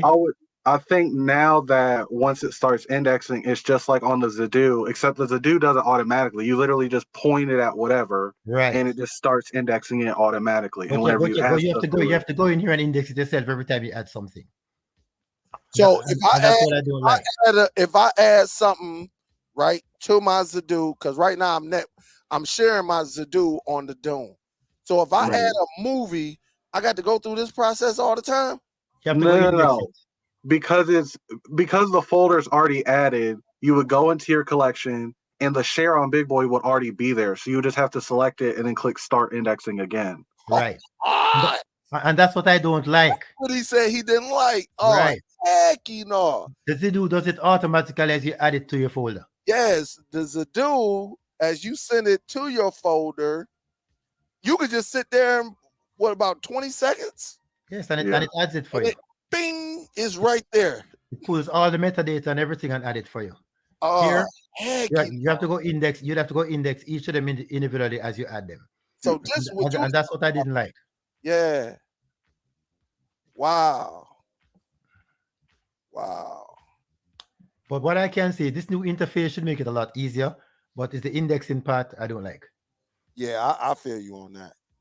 And see, this is why I like these type of shows, man, to give the proper education on these shows. Because for somebody to leave Zedu and then come to Dune, they need to know this. It's not going to auto-populate like the Zedu. And like I said, I think this device, they pretty much are the same device, tell you the truth. And I'm not probably made. Oh, go ahead. Sorry. No, I was just gonna say they both pretty much do the same thing, but I just like an easier user interface to get the job done. Yeah, because at the end of the day, like the top of the line Zedu player and the top of the line Dune player share all of the same specifications, like to the T. Yeah. Like they use the same processor, same amount of storage, same amount of RAM. The only thing that's different is their software. Mm-hmm.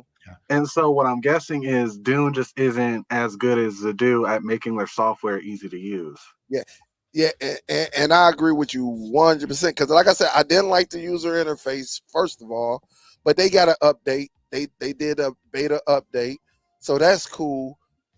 But it's, man, gosh, like you can do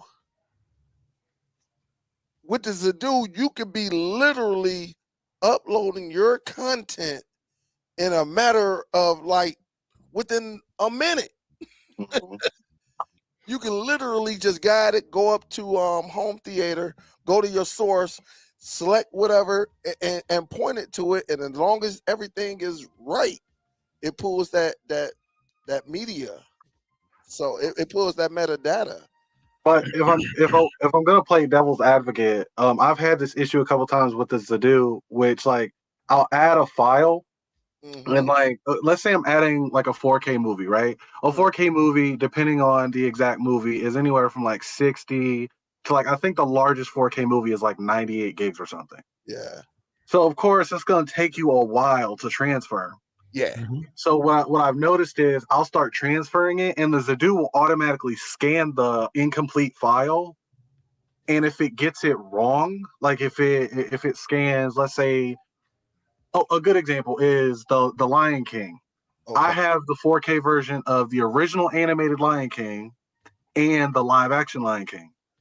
So even though I put the years in it, like I put like Lion King 19, I think it came out like 1995 or something, Yeah. and then Lion King 2018, it still messed them up. Yeah. But when it messed them up, because it already identified it and the file was incomplete, when the file finished, for some reason my Zedu wouldn't let me um, rematch it. So what I had to do was I had to completely remove the file, turn off the automatic scanning for the Zedu, manually add in the file, and because I turned off the automatic matching, it just went to unmatched, and I had to do it manually.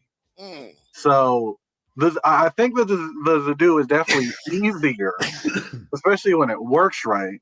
Right. But if I'm being honest, like there's pros and cons to everything. Like with the like my most recent problem with the Zedu is the little weather app doesn't work. Like I'll go in there, Yeah. I'll try to put it in location, and it just says failed to find location. Put it Yeah, in again. I don't care about those weather apps at all. I just want to play content. But I'm gonna tell you though, that's true. But with my Z9X, it But worked. it's timed out. The box is timed out. But with the Z10 Pro, yeah, it would never work on that. I agree with you, Brent. With the Z9X, Yeah. I had Detroit in there. But again, I had the Z9X like 3-4 years ago. Yeah, I get what you mean. I I just feel. I, Oh, go ahead. no, I agree with you. I don't know what it is, and I think it's something with when they did an update or something. Because when they do an update, something always get knocked off or something. I mean, it seems Sometimes, yeah. like Hey, Where I Del, feel. Tell you Oh, go what. ahead. Can you go to my collections and see if you see anything populating now? yep, and it should be good. Let me hit the home button. Go to my collection.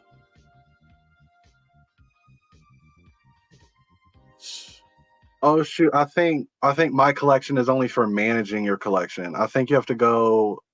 I think like your stuff would pop up in movies, like if you like that big list that it gives you in movies, like it'll take you to Netflix and then all that. I think there should be a little icon just for your stuff. That would make Yeah. sense to me, anyways. There should, uh, I don't think it will be on top there. It will be at the left hand side where you see all of the genre. You say on the genre, Yeah. When you click or, on or, movies, or right? are you talking about over here in the categories? Yeah, it should be up there. All right, tell you what, if you click on movies, what happens if you click on movies? It says all. Click on All right. all, let me see what happens. Yeah, it takes Oh, me down here. takes you It down just takes there. you to genres. See, it takes me to the genres. What if But you? when you go to my collection, you should see everything that you put that you take in there. Yeah, it just says press Just enter press though. in. or to open the settings. Hold up. Let me see. Yeah, it just said it takes me here. Okay. Yeah, I Alright, can so definitely what? see how you Go can to get frustrated with this. go across the settings there. All right, yeah, go across to where you see my collection a while ago. There goes something that says movies, but that's the one I hit to add to The favorite. favorites. Yeah. Let's see. So that's probably just going to take you directly to accessing the hard drive. Yeah, that's all that's doing. There is an icon I saw for my collection. All right, go to settings and then go down to my collection and see where that takes you. Takes you back there. The same thing. But what I do know, I guess probably you may have to wait until everything comes across. Probably do. Yeah, probably. Do you have like a folder that has like one thing in it that would be quicker to see if it works? Let's do this. I don't think let me just do this right quick. I'll be able to tell you how many movies are in the children's. So I got 2 movies in children's. So if you have it scan that, it'll probably finish in like 2 seconds. Yep. So I got to do what the pop-up is say? No. Wait. That's my collections. You pop up. No, go back and add it to your collection. Manage folders, movies. Oh, that's that for the movies. Damn. Oh, go back to your source. Go back to your source. Go back to your source where you saw all your content. Go back to sources. Right, the network browser, network places, work group, big boy. Then hit pop up, right? No. Yeah. Wait, no. Go in there. Go up in there. Enter then show. pop up. Add his network folder. Okay. But this gonna share the whole big boy folder, right? Don't I got to go in there and press? No, that's gonna make it so that the Dune recognizes that as just a location. Then you have to go into the specific place and tell it to scan it. All right, so okay there. Click OK. Hold up. Add network folder, right? Then okay. Okay. Oh, because it's already added. Okay, go back. Go back to the home screen. And then pop-up menu where it says share on Big Boy. Delete network folder. Yes. Then network browser, network places, work group, Big Boy, then pop-up menu, then add as network folder. Okay, it should let you do it. And now go all the way to your home screen. Go to movies, my collection, enter, manage folders. Click on movies, click stop indexing. Just so it's not doing 2 things at one time. Yeah.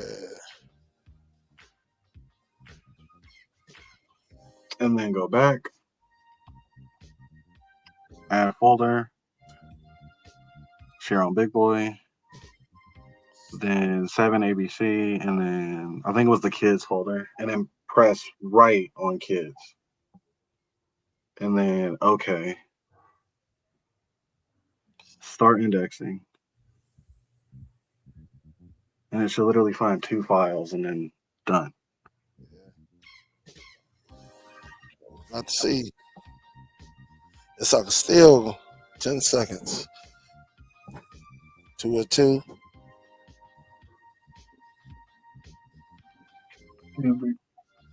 But about the whole weather thing, I don't know. I like turning on the Zedu and then like seeing like the whole interface and like it looks nice and stuff. I Like do. granted, I can set it up to just open up home theater, but I just like how everything looks. Everything looks finished, you know, and then I can kind of go in home theater and then see all my movie posters. I don't know. I kind of like my Zedu to look like that. I don't want it to just throw me in, if that makes any sense. Yeah, I agree. I would like for that to work too. All right. Okay, Yeah, it says it's done now. movies in collection. So I think if you go back to the home screen and just hover over where your collection is, Click on collections now and see what happens. oh, Oh, that's it. That's your that's collection. right here. Here it is, right here. Right. That's Yeah, part of it because it didn't finish indexing, but still. yeah. This is.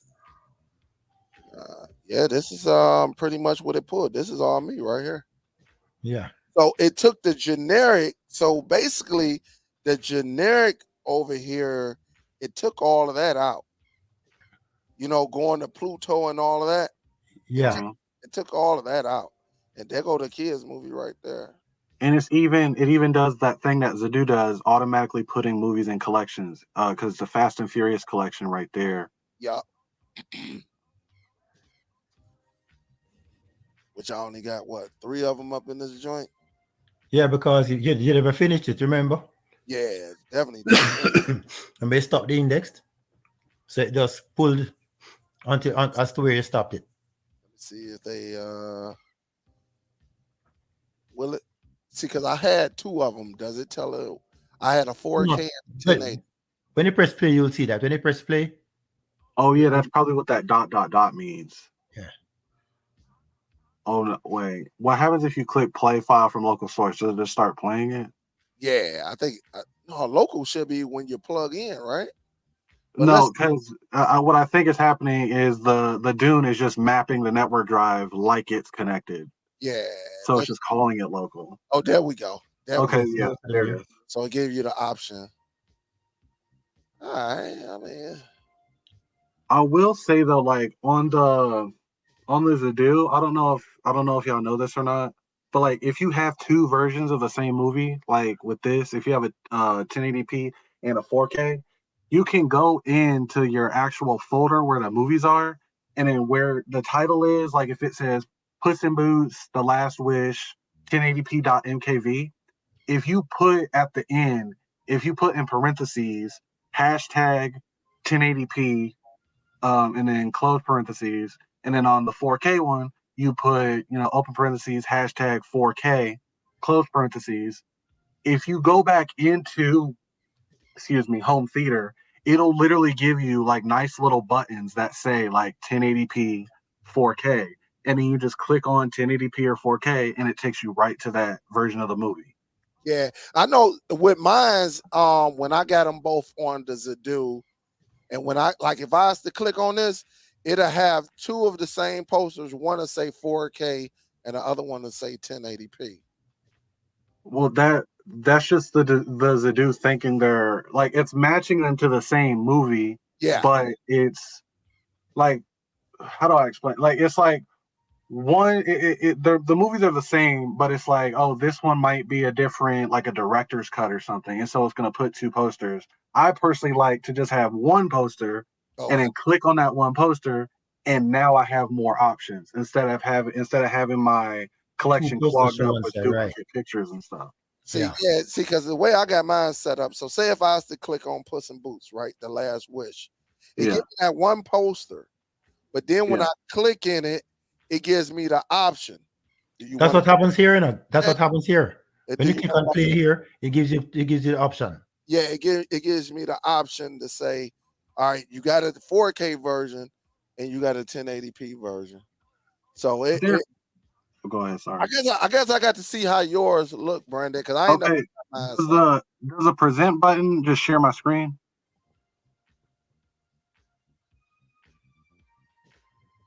because I can just access like the online collection because I just have to turn the Zadu on and then I can Yeah, show you. hit your present and so it can come across on my end. Share screen. Cool. Okay, share screen. I'll just share the whole thing. There you go. All right, let me go ahead and just go turn on the Zadu. I'll be right back. All right. So Del, this new interface is not bad after all. It's just that it It's takes not. it takes a little while to bring your content in there. It's not. But if somebody want to do some work, but for easy, I would say go with the Zadu. Because I think go through all of this just to get your content up. But yes, this user interface is not bad. I mean, don't get me wrong, it's not bad. I can dig with this. I ain't gonna lie, I can dig. I like how everything new that I brung on here. These are no, hold up. Let me see something. Oh no, but you know what? I didn't bring in the TV shows.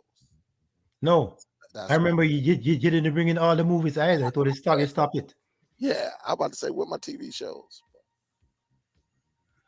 Yeah. So this interface is a lot friendlier than the previous one that I Yes, had. I agree. Absolutely.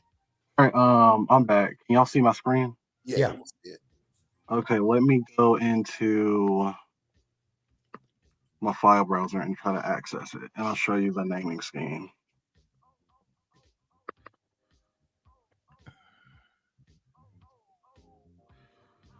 Okay, so let me see what movie I have multiple versions of. Let's do Avatar. Okay, so I back up my movies as ISO files. I only do my TV shows as MKV. So what I did was I backed up I have the collector's edition of Avatar and it comes with 3 discs. So the first disc, it comes with a theatrical version and 2 extended versions. So like I said, you literally just put the name of the movie and then you, like open parentheses, 1 hashtag whatever. Okay. And then like 2, the second disc is called Filmmaker's Journey. The third one's Pandora's Box. And then if I can access the actual what's it called? Yeah. Let me stop sharing so I don't share my password. Absolutely. You know, these cats be on here watching, Brandon. What was I trying? Oh, sent again. Sorry. All right, let me know when you want to. It's all good now. I just stopped sharing and then it's all logged in now. All right. And then poster, it should load them up if it feels like working today. Let's see what's up.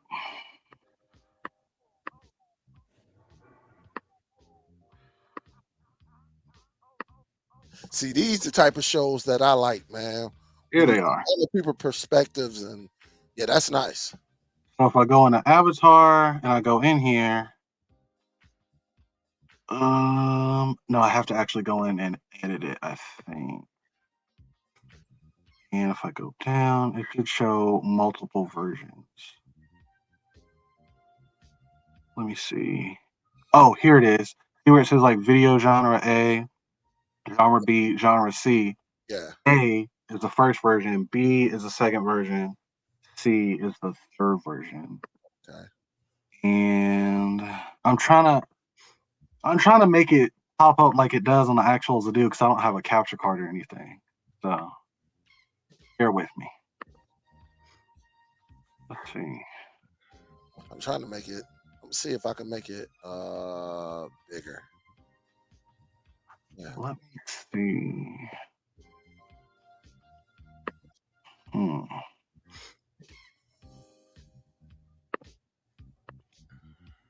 So you rip all Blu-rays? You say you all Blu-rays, or you just so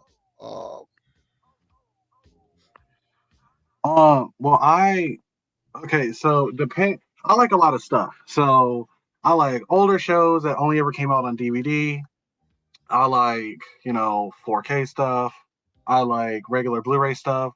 So my system is, if it is a movie that comes on one disc and it's going to be like one video file, I'll save that entire disc as an ISO file. So Okay. that way I don't have to move like, the BDMV folders and all that. Because when you do that, computers don't like moving lots of little files really fast. It slows down the speed. But when you consolidate all those little files into one, like an ISO file, it transfers it a lot faster. And then instead of Zedu having to process, like a regular Blu-ray probably has somewhere between a few hundred to maybe 1,000 different files. Yep. Consolidating that all into .iso makes the Zedu only have to work on that one file, and so it can still access everything that's in there, but it doesn't have to work as hard. Now, if I'm trying to do a TV show, I like my TV shows to be perfect. So I have to have my logos right, my posters right, my backgrounds right, and I want to be able to access each individual episode um like exactly where it is.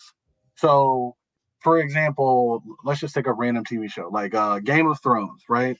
If you take the first season of Game of Thrones on 4K, it comes on like 4 or 5 4K discs. Right. Now, if you back up each one of those discs and you just make it Game of Thrones season 1 and you just have 5 different ISO files, Zedu isn't gonna know that you have 25 episodes. It's gonna think you have 5 episodes because you have 5 files.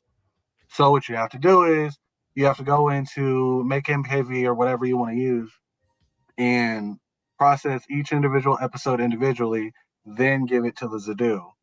So that's the only complicated part because I also like TV shows. But Blu-rays and 4Ks are pretty simple, especially when it's just like on this movie or on this disc, it's one movie. And some Blu-rays also have a second bonus features disc. And like I said, you can rip that, put it in the same movie folder, and use that thing I showed you, the hashtag, you can put hashtag bonus features.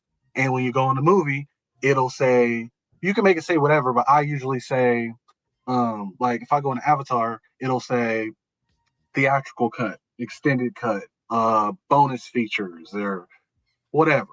Okay. Just so it's extra clean like that.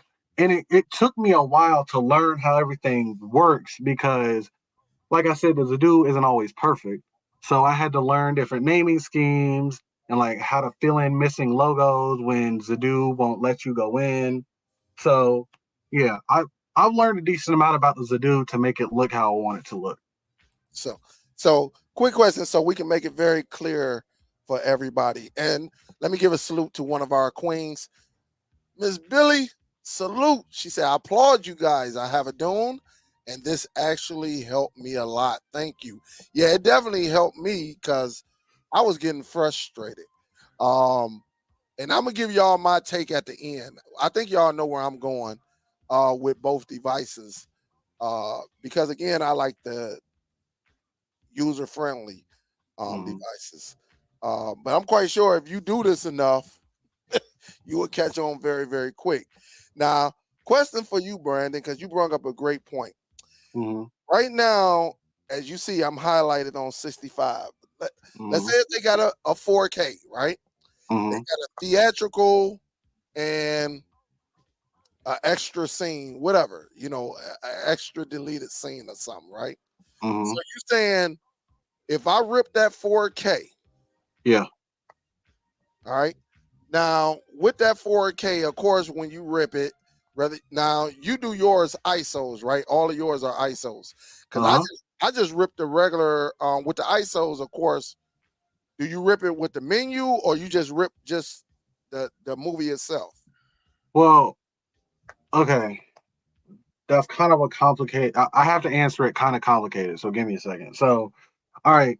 When you rip just an MKV, right? Okay. You lose everything except what is in that MKV. So, like when you go into make MKV and Yep. you know all the check boxes and stuff, you check the big file. That's the movie. It Absolutely. comes with subtitles. It comes with whatever audio, and then it comes with the video. You don't get any menus. Right. You don't get any of the previews. You don't get any kind of extra stuff. You just get Right. precisely what you select. Just the movie. Yes, exactly, just a movie. And some people like that. Some people don't want all the extra stuff. They just want to pop in a disc, click on the file, have your computer process it, put it on the to-do, boom, we're playing the movie. Yeah. I like to have everything that comes on that one disc. Okay. So by ripping it into ISO, and all ISO is a digital form of a disc. That's all that is. So just for anyone that doesn't know, it's literally just it's basically like taking a disc, throwing it at your computer, and your computer just takes it. Like, it's simple. And with that, you keep all of the stuff. So like with Zadoo, if you press that little BD button, like you've talked about this in some of your previous Zadoo videos, it'll play it just like you put it into a Blu-ray disc player. Yeah. It doesn't work on everything, which is what a lot of people have issues with. But for a lot of my movies specifically, it works, and it loads up, and it shows the studio logos, like it'll show like Lionsgate or Warner or whatever. Right. And then you go to the menu, and it'll show you all the specific art and stuff that a lot of people don't care about, but I want it to be as original to the disc as possible. Right. That means you have a lot of storage space. Yeah, that's one thing, especially when I started ripping all these 4Ks. You need a lot, like Yeah. a lot, like more than you think. So, for example, If you're gonna have a lot of those movies, all 4K and ripping all ISOs, you're gonna need probably about 80 terabytes at one stage. yeah, because how I have it, like I catalog all my movies, so like when I'm going out shopping, I don't buy a duplicate or whatever. And at the moment, I can pull it up, but I have something like I'll give you the exact number. I have 206 regular Blu-rays, which aren't as big. Like the biggest Blu-ray I've ever seen is like 30 gigs, and that's for like a 3.5 hour regular 1080p movie. But I also have 93 4Ks. And again, depending on how long the movie is, 4Ks can be very large. So at the moment, I have two 14 terabyte drives just connected to the Zadoo.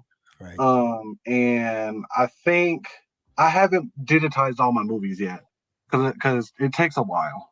As as both y'all probably know. Yeah.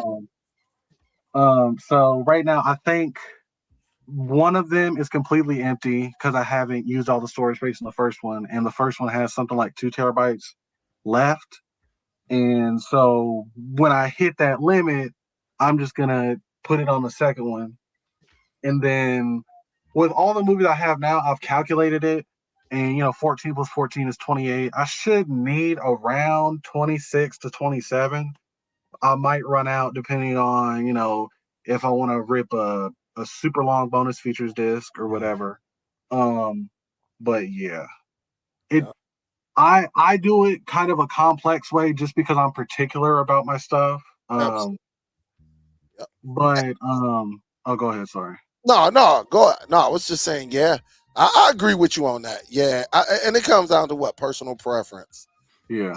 Like me and my wife, we just want to get right into the movie. Yeah, Like, that's like me too. I just want to watch the movies.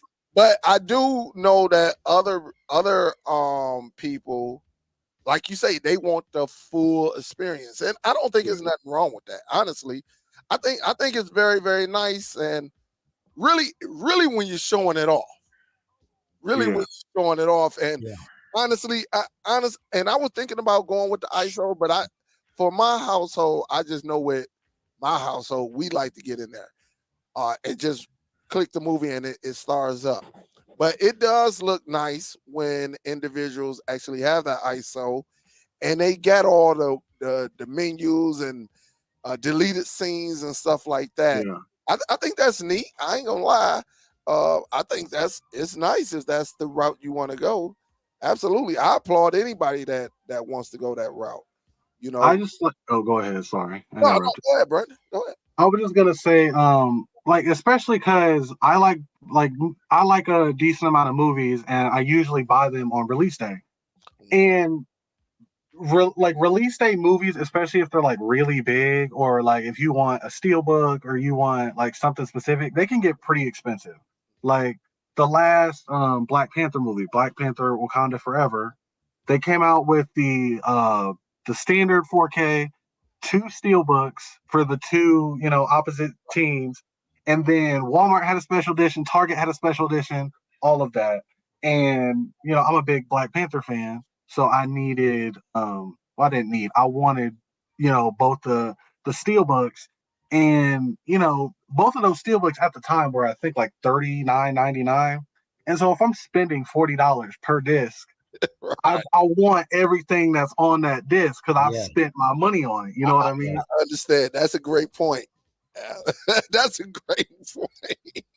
Really, if I was spending my money. Now, the question is, do you keep them discs or do you just sell them, resell them, or something? No, I have kind of like an internal policy. I keep every movie that I watch and I enjoy. And I enjoy a decent amount of movies. So like in my entire collection, I have, everything categorized just because like I want it for like kind of like a little archive. So like if someone wants to like know like, hey, what came out in 2020? What came out in 2019? It's kind of easy for me to just go in the the vault, and then just pick one out like, oh, look at this, especially because a lot of the Marvel movies, they come with special stuff in it. It's like the speaking about Black Panther, the Wakanda Forever steelbooks came with, I think it was like little art cards in it that Marvel Studios actually contracted different artists to paint different paintings based on certain characters in the movie. And Okay. the paintings were different based on which steelbook you bought. And so I I get a good feeling out of taking that steelbook out, remembering going out, if it's a midnight release, or you're excited the day it comes out and you see all the brand new Blu-rays or the 4Ks or whatever, especially if it's like your favorite movie, Right. and then open that up, seeing all the art cards, and yeah. So I keep every movie I enjoy. There are some movies that I haven't enjoyed, and I usually just either donate them to like Goodwill, Okay. or I will just take them to a store near me. It's basically like the other YouTubers I watch, uh they go to this store called Bull Moose. Okay. It's up north, I think, and it's basically just like a store that sells used and new Blu-rays, 4K Blu-rays, DVDs, all that. And at the store I go to, they have like any and everything you could want. Like if you want a Criterion Collection Blu-ray, they probably have it. If you want a Marvel movie, they probably have it. So I'll usually just go give it to them. They'll give me store credit, and Yeah. then I'll go in their collection. And some of the stuff that's like super rare, like on Amazon, like it'll be like $100, especially if you're into like Japanese film. If you're into like anime, for example. That stuff gets really expensive if you're trying to buy it new. But I Yeah. go in this store, like I just recently found the newest season of one of my favorite anime, and on Amazon, the first part of the season was like $35. It was in the store for $5. Wow. So I go in there and I'll pick it up. And yeah, it's used, so you always got to check to make sure the disc isn't This right. scratched or Yeah. whatever like that. But you probably already know Blu-rays and 4K Blu-rays, they're pretty difficult to seriously damage. Right. Right. So I'll just go in there, find some random stuff, especially if it's kind of rare, and just digitize it on my computer, put it on the Zadoo, and the Zadoo looks and sounds amazing, based on what you connect to it, Yeah. and then just put it in the vault. So That's what's up, man. Now, do you use DVD Fab to do your ISOs, or you got another program? no, if I don't want to like waste any of your time, but like I could show you. I just use Make MKV, and then there's a little button that you can press that instead of showing you a list of MKVs, it'll just make it into like two different folders.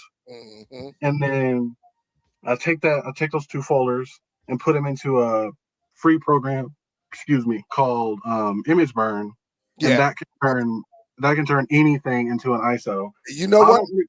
I, Go ahead. before you go there, you know, image burn. I learned about that when I was doing Xbox. Yeah, You know where I'm going. yeah, a lot of I know what you mean. I know what you mean. I That's know what you mean. you know where I'm going, right? Because you can also use it to burn stuff. Yeah, yeah. I Yeah, used image burn in so long. it's still cracking. People still love Image Burn, but Dude, man, the only reason.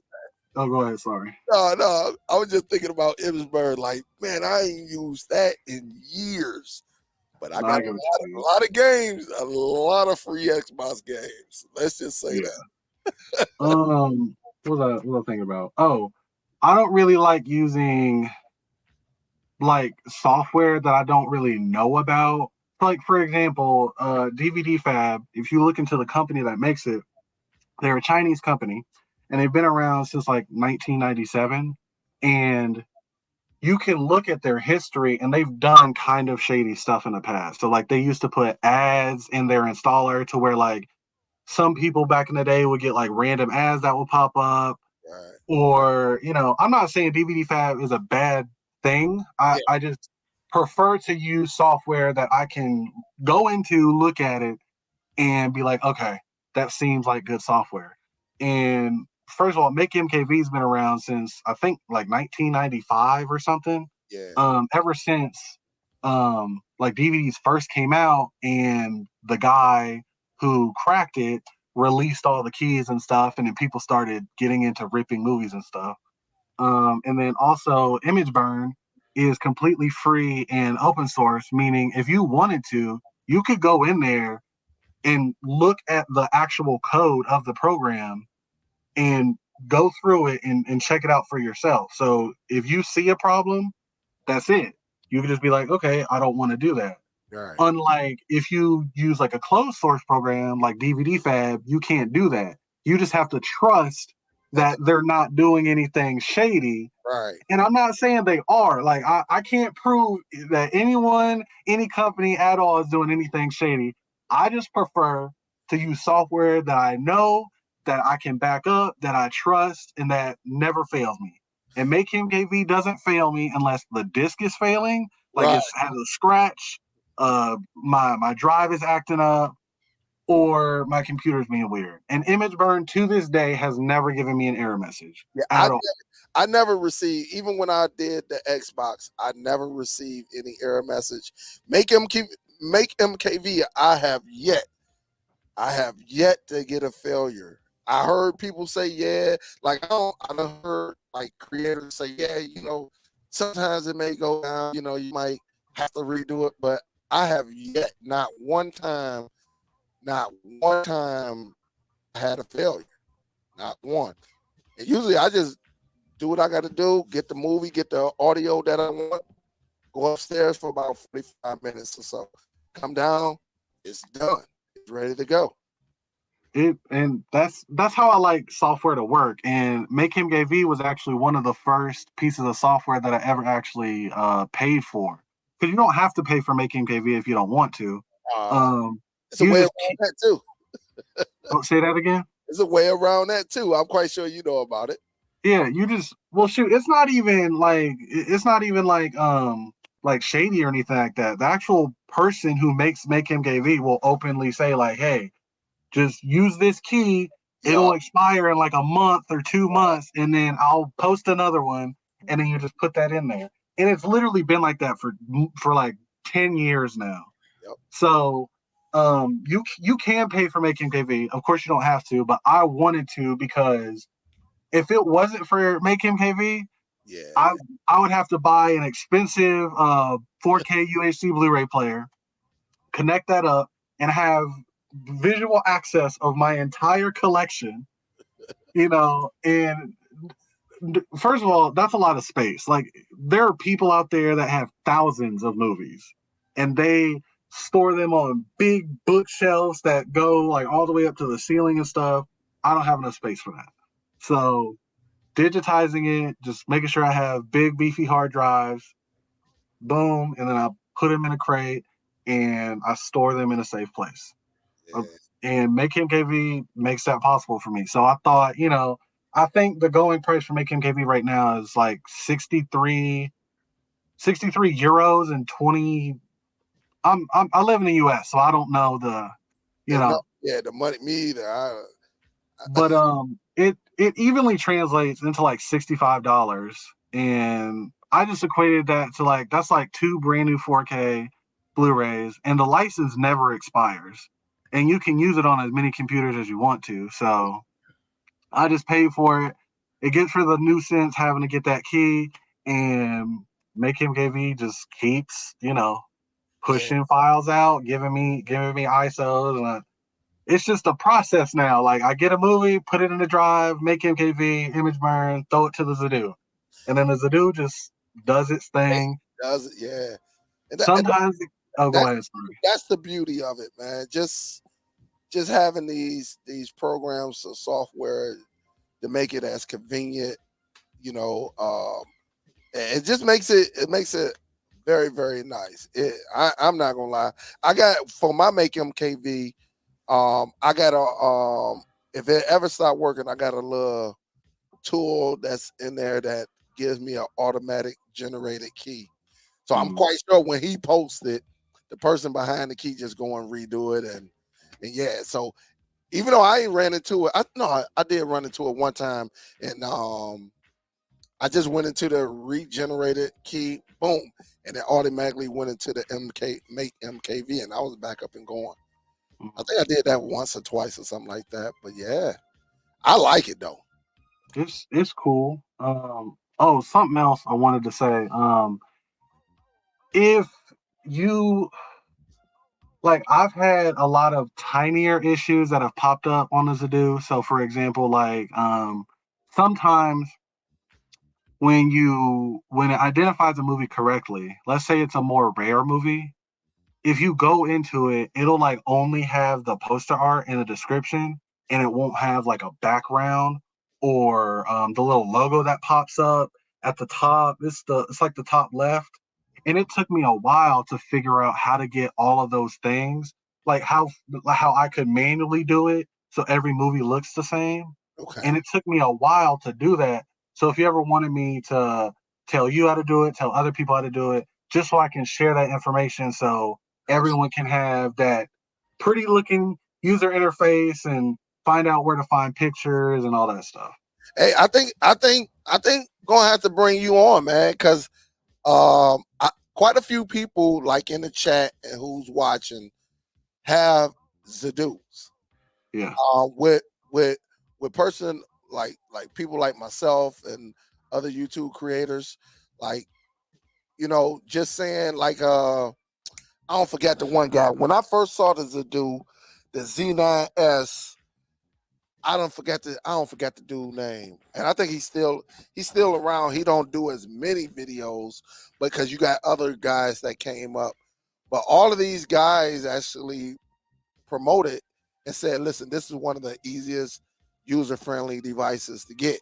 And so when I jumped on it, like when I first got the very first Zadoo, which was the Z9X, the only reason I didn't like it, I knew it did the movies, but it didn't play my IPTV well. Mhm. And even though I was working on my network was tight, I was getting quite a bit of buffering. But then Mhm. I knew it wasn't the IPTV because I have the same IPTV working on the NVIDIA Shield, and it wasn't no buffering. So I'm like, I know it's not the service, and so and that of course when the IPTV didn't work, what did I do? I just shelved it and just went to other devices. But then when I got back into it, the Z9X, and they did so many updates and everything just seemed to work. I mean, it just seemed to work. And it could have been, I don't know, it could have been, well, back then when we was doing it, really wasn't no premium IPTV app either. Mhm. So but now I I think it'd be a great idea. Like, yeah, we can come together and get someone with another angle at No, I another, got you. to say, hey, this is what I do. This is what I do. Because you can listen to me and you can listen to other individuals, but I haven't heard nobody bring it through like you did. Like, I never knew about this hashtag. And not to say, and look, I got to be politically correct, because one thing about this space, if you don't, you can say, hey, listen, this is the first time I heard you say it. But then somebody is, oh, Dale, I said that 2 years ago. And you be like, well, okay, calm down. I mean, it's not that serious. But to me, I'm gonna just say, for me, I never heard anyone even use the hashtag and the extras. Honestly, I never heard it. And for anybody who ever said it, I don't know what to say. I never heard you say it. So you was the first person I ever heard that. That's why I asked that question earlier. Like, hashtag, like, I never heard about that.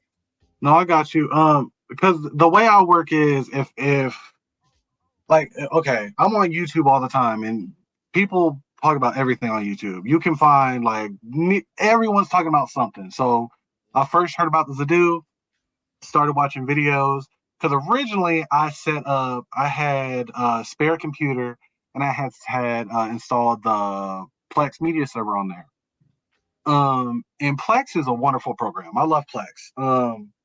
But it didn't do everything I wanted it to. So, for example, I have the NVIDIA Shield, which is supposed to be like the best thing for Plex. Like, you can look it up. Everyone loves the NVIDIA Shield, but I started having a lot of stutters, and when I would add files, it would sometimes fail or it would corrupt. So, like, okay, I need to find a different solution.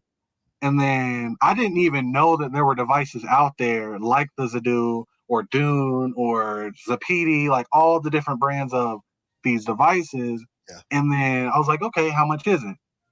And then you look up the cheapest Zadoo at the moment that's brand new is a Z9X. And I think that goes for like $249.95 or something. Yeah, And 229. then, No, it's yeah. 229.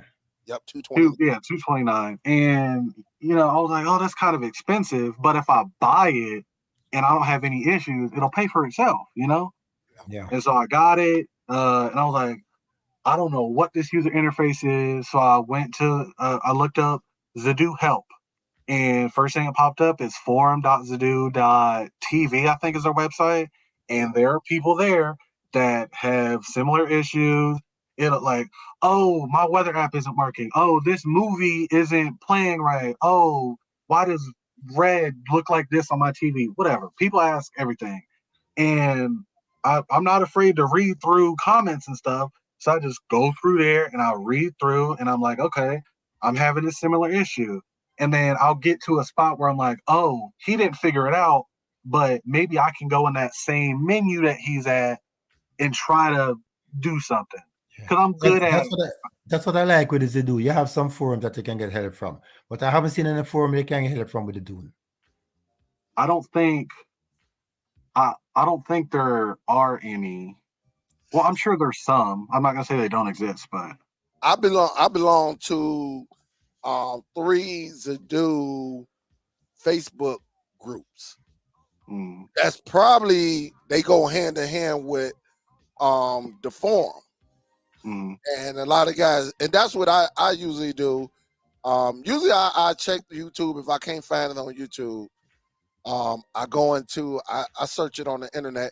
But then once I get frustrated, like, because we at a time of age now, the information should be out there, and devices should be something like this, as these devices. It should be kind of user friendly by now in this type of, in 2023 or 22. A lot of things. This is not 2008 where you really got to get a book and read. We should be able to get it. But that's the thing about it. I go into some of these forums. I didn't see too much on Doom, and then, like I said, I just fell back on it because when I showed it, I was in there messing with it in 2022. I think Mhm. it said what November 2022. It was the whole like when you use a device like Zadu, and you go into this device, it's like going backwards, Yeah. in my opinion, because it just take too much clicking to get to where I need to be. Mhm. And even with this process, it's too much clicking for me. Not to say that I don't think, because I do like the new user interface. I like it, but will I want to deal with all the clicking? That's my thing. Some Yeah, people, the index thing is a pain. The index is a pain, yeah, but apart from that, this new interface is kind of okay. Give me 1 second. I gotta plug in my laptop right quick. okay. And I think this is I'm not gonna lie, I do like this new user interface. I can't even lie. It's pretty solid. Pretty solid. If they can update the way they index the movies, like how Zid will bring them in automatically, Yep.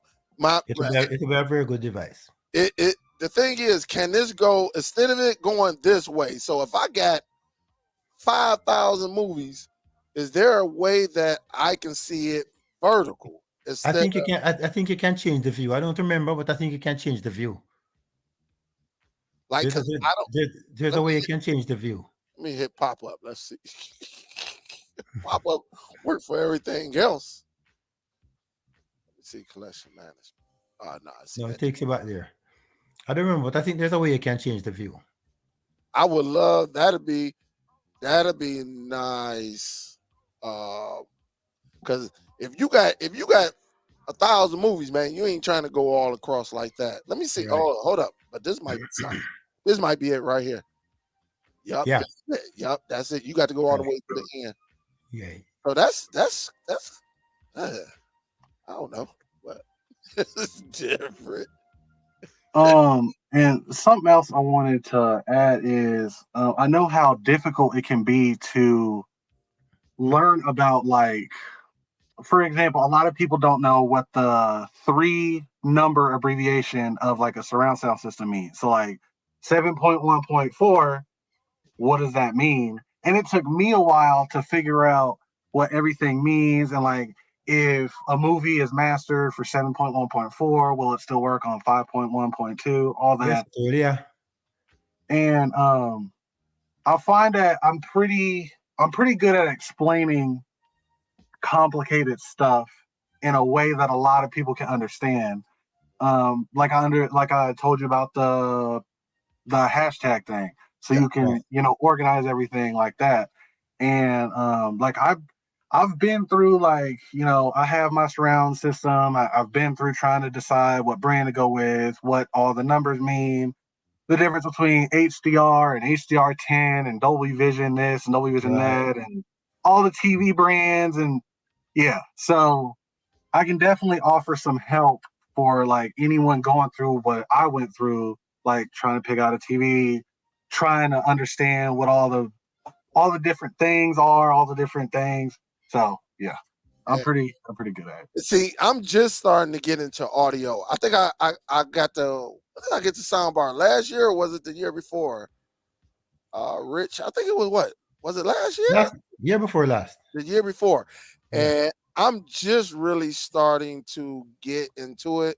And that's why I talked to one of the guys, one of my guys, LJ, who is Show Enough TV, and Vincent. Vincent, Vincent and LJ, those were the guys because they knew about the audio. And then Vincent, shoot, he went as far as even built his own theater in his house. Yeah. So he real deep into it, where he got up there and ran his own wires and everything, and he said he wanted to show it off on YouTube one of these days whenever he's ready. And this is what I like to do. I like to bring people on to give another perspective and make somebody else, like, I'm quite sure, Brandon, with the gems that you gave today, just with the hashtag, You know somebody about to go out there and see. They gonna be like, hey man, and watch when they come on. They gonna be like, hey man, hey, the Brandon guy that came on, and he was on point, you know, and that's why I like doing videos or lives like this, because we all do things a little differently, and Mm-hmm. and this is why I try to tell everybody, if we're all getting to the finish line, are you a failure? Yeah. I don't think you're a failure. Now you might get there faster than me, or I might get there faster than you.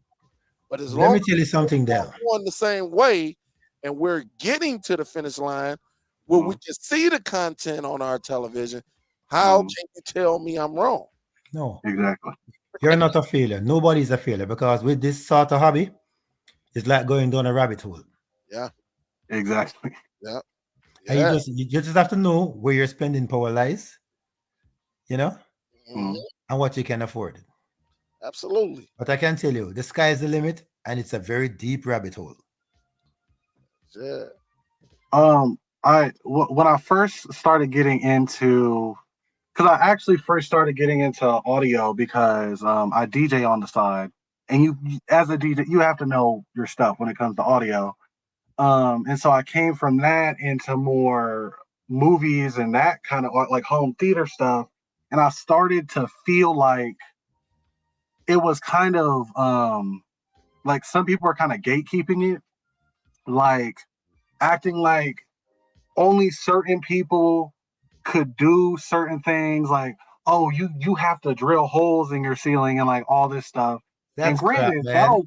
that'll most likely sound better. Like if you do that, like, cool.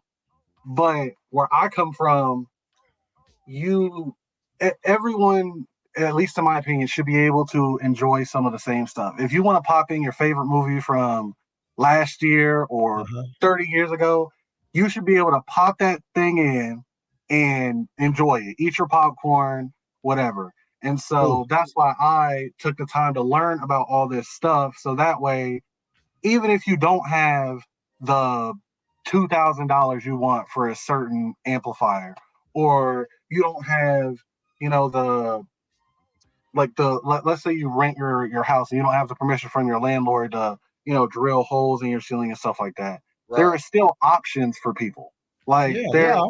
there's always options for, room sizes, different permissions and stuff like that. And I feel like that makes it easier for people to feel comfortable getting into, watching Blu-rays and getting into 4K. And then maybe eventually, they'll fall deeper down in that rabbit hole, and they'll go crazy buying speakers and like all this Yeah. stuff. And It all but depends on it all depends on the space you have, because like for example, I don't have a theater, I have a media room, right? mm, And my ceilings are not flat.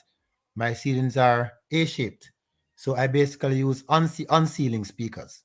mm, I cannot use in ceiling because of how my roof is set up. So it's different for me. So, and I prefer to use unceiling speakers because to mm, me they sound better. mm. Yeah, man. Well, I don't have high speakers. I made them high ceilings and stuff like that. Yeah, because my system is actually a 7.4.2. 7.4.2. So that Yes. means 7 surrounds, 4 subwoofers, and 2 Atmos speakers. Right. Because my room is small. My room is about 15 by 12. Well, I'll just say I have the okay. So everyone in the soundbar space loves the Vizio Elevate because it's wonderful. I love the Right. Vizio Elevate. But at the time when I got my soundbar, I couldn't afford it. So I got the one model below that, which it's a long model number, but it's basically it uses the same drivers as the Vizio Elevate, but it Uh-huh. doesn't have the 2 rear Atmos speakers. Okay. So it only has the 2 front surround speakers. And so granted, it would be better if I had the ones behind me. But I will say, like, when I watch pretty much any movie, even if I'm watching TV, it sounds really good to me. And of course, I could spend more. I'm most likely going to upgrade to the Vizio Elevate just because I like how that looks better with like how how my TV looks. I think the Vizio Elevate will complement all of that better. And it's always on sale now because it's getting on in age a little bit. Yeah. But yeah, it all depends on how much money you're willing to spend and how you want to enjoy your content. Trust me, that's true. I don't lie. That's so true. Layout is nice though. I like the layout of this map. But Dell, Yeah, one thing I can tell you, Dell, when you get to this home theater space thing, you better be careful because you'll spend your last dime. Trust me. It will lead you down that deep rabbit hole. Well, I plan on like I said, when we move, of course we're gonna get something bigger, and we gonna definitely. I want to do like what Vincent did and build out, and build out like. But what you can do, if you have space in that same basement where you are, you can have a section for that only in your basement. You can have your YouTube space at one side, and you can build a little media area or a theater on another side.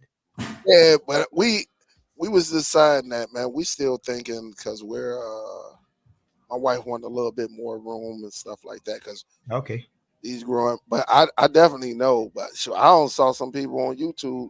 Like I said, here we get snow, but it don't stick. In Detroit, it might snow. You might see snow on the ground. Now, don't get me wrong. We done had some snow where it snowed Monday, and we had snow on the ground to the following Monday. And I mean, but it's so rare. Like we don't get hit like New York or even Chicago. Chicago sits right off the lake. Detroit doesn't sit off the lake. We got a river, but it doesn't affect us like like Grand Rapids, Michigan. Grand Rapids, Michigan, it sits right off the lake.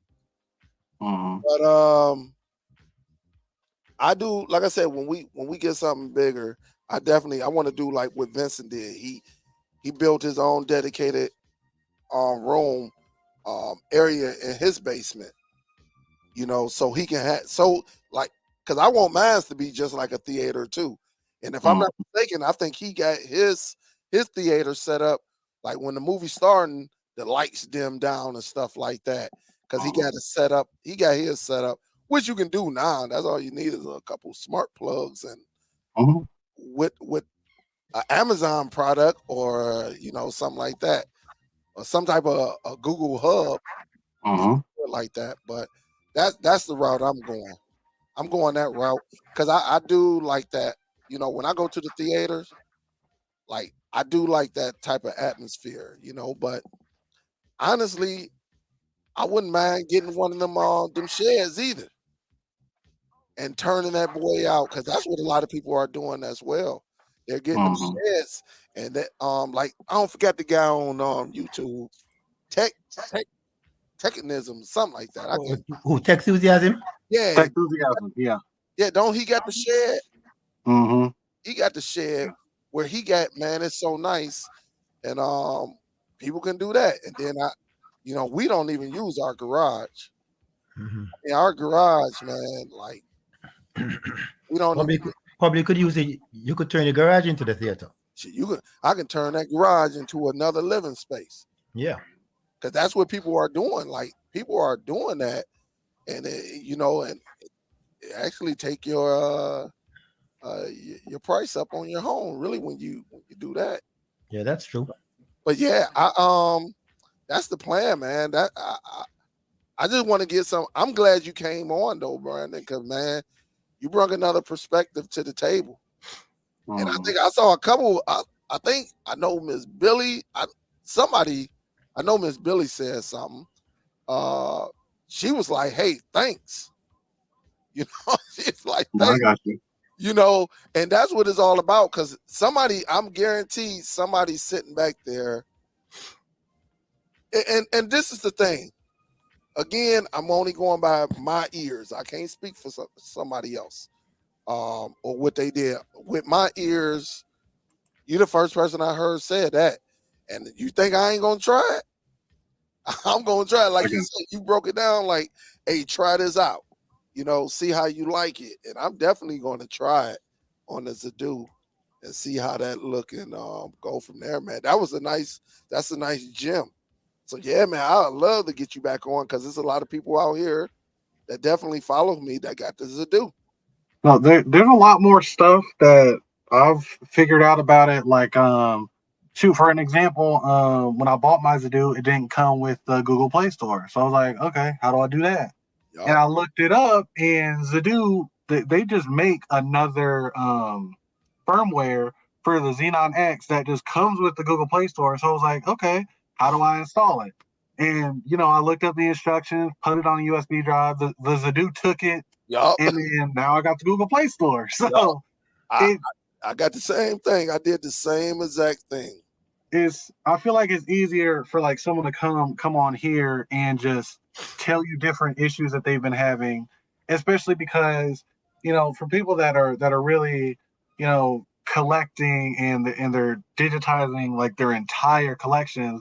A lot of these little issues can turn into big ones. Yeah. Because if you have one issue on one movie, and that one movie multiplies into 500 movies, now you have 500 little issues to go in and thousands of menus to go in, and you might get confused, or you might just be like, I don't want to do this no more. And I don't want people to get frustrated. Because at the end of the day, we're all trying to watch our movies, we're all trying to enjoy what we're doing. Yup. And so yeah, there's a whole lot more little issues I've experienced that I know how to fix, that are easy to fix, and so everyone can make their Zadoo look just how they want it to. Hey, Beautiful. Dale, I have a suggestion for you, Dale. What up, though? You could probably add a show to your repertoire, just a discussion show like this, separately from the shows that you normally do. Well, yeah. I think what, I like them teaching shows. I love these type of shows, man, because people are engaged. I know when people are not engaged because you see your numbers start going down. It's been at 70 and 80 for the longest now. And Almost 2 hours. yeah, shoot, over 2 hours. Shoot, almost 3 hours. Mm-hmm. And it's just good, man. That's why I say I like to hear new voices, because new voices are going to go in a little bit harder than the old heads. Yeah. Who's been doing it, and that's been a proven fact. And that's why I be like, hey man, listen, I go around looking for it. I be on YouTube like, let me see if I see something different.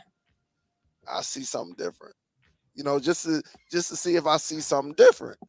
And it's just amazing, man. There's so much you can do. Like I said, I know I used to be at the way Brandon used to connect to his Zadoo on the network. I used to do that when I was definitely the Z9X. It's so easy. Mm-hmm. It is very, very easy. It's just very, very easy. It was just that, all right, I'm gonna throw my eyes on the drive, plug it in. So I just use you can send it, huh? Yeah, I just use the Shield as my server. That's what I do. Yeah, it's so many different ways you can just communicate with the Zadoo, and the Zadoo can communicate right back to you. Yeah. Mm-hmm. I have one question. I have one more question for you, though, Del. Mm-hmm. With this new interface, does it just change your mind a little bit about the Dune? Yeah, that's and if I can be honest, absolutely it changed it. The interface is very, very nice. I would think this is what I would say as far as user friendly. I think that's where the problem is going to lay. Mm-hmm. I think like and the indexing and the indexing. I think when you upload, that's just like, look, when you send your content to Plex, it automatically updates. Yeah. Send it to Zadoo, it automatically update. And if I'm not mistaken, I think what is that? Zapidi? Yeah. I think they automatically. Right. I think this is going to be the problem with Doom. When you send your content over there, and maybe I think Sobro said, I read a comment earlier when Brandon was talking. He said it might just be this cheaper because this is a cheaper device. I don't think it's the same software now. Well, go ahead. Sorry. No, go ahead, Brandon. Just in case you got something. I was just gonna say, so the way that Plex and Jellyfin and those type of things scan things is they'll basically look into a folder and say, okay, there are 3,000 files in this folder, so I need to create enough empty space for 3,000 files. And then as they're processing each file, they'll start popping up. There's another Plex alternative called Emby that I'm sure you guys have heard of, but they do it the same way as the Dune does it. They will ask you to point the whatever device you're using to a certain folder, and nothing will pop up until it's completely finished scanning that entire folder. Now, like, there are pros and cons to each, because with Plex, everything starts popping up almost immediately, and you just have to wait for it to finish. But with that, it could also have errors and stuff, and it also usually only tries to identify certain things one time. With other devices, like with Emby specifically, it will try like multiple times over and over and over again to identify certain things. So that way, when it finally pops up, there's a lot less of a chance of you having to manually go in and fix it. So it's kind of a trade-off. Would you rather, just have your files, not be there until it's completely done, but have a less chance of having to go in and fix stuff? Or would you rather have it, scan progressively and one thing pops up after another, but you have a slightly higher chance of having to fix stuff? So it's either or. Yeah, it's either or. Yeah, but I do. I mean, the answer, Rich question. Yeah, I think the interface is nice. I think it's nice. I just don't like all of that clicking. But somebody gonna like it. Yep. Somebody's gonna like it. There's some people out there that actually But have some it. people may not mind it. Some people may not mind it, but Right. I like when things go automatically. Yeah, yeah. I think the more options there are, the better. Even if, let's say let's say their software is like objectively worse than Zadoo, I'm sure the people at Dune are gonna see the sales of the Zadoo products go up and look at Zadoo and see and ask themselves like, oh, why are they doing so well? Right. Look at all the videos that are circulating. Oh, their software looks like this. Oh, this can automatically happen. And then they'll switch it up, and then they'll start competing with each other, and then Zadoo will improve a little bit, and then that's how competition works in Yeah. business, which is why it's not so good for one company to rule an entire field, Yeah, because that's true. then they have no reason to, excuse me, then they have Right. no reason to improve. If you have constant competition, multiple companies going at each other, then everything's always improving. Like, you see this right now with like cell phones. Like, you got Apple, Samsung, Google, and they're all competing with each other. They're constantly trying to one up each other. So we're getting better cameras, we're getting longer battery lives, better screens, bigger phones, different little quirks that some people like. In Yep. TVs, it's even more. Samsung competing with LG, competing with TCL, competing with Hisense, all these different brands going at each other. And now today in 2023, we have some of the most beautiful displays that a human being has ever laid eyes on, specifically because companies are constantly competing with each other. Exactly. Yep. Hey, there's a 98-inch TCL. You should see that TV. It's Oh, almost like a big movie screen. 98 inches. Who makes it? TCL. Oh, Brand I know new. what you're talking about. I know what you're talking about. Brand new. It's very nice. I'm getting ready to work on something as well. I got an email. I got an email.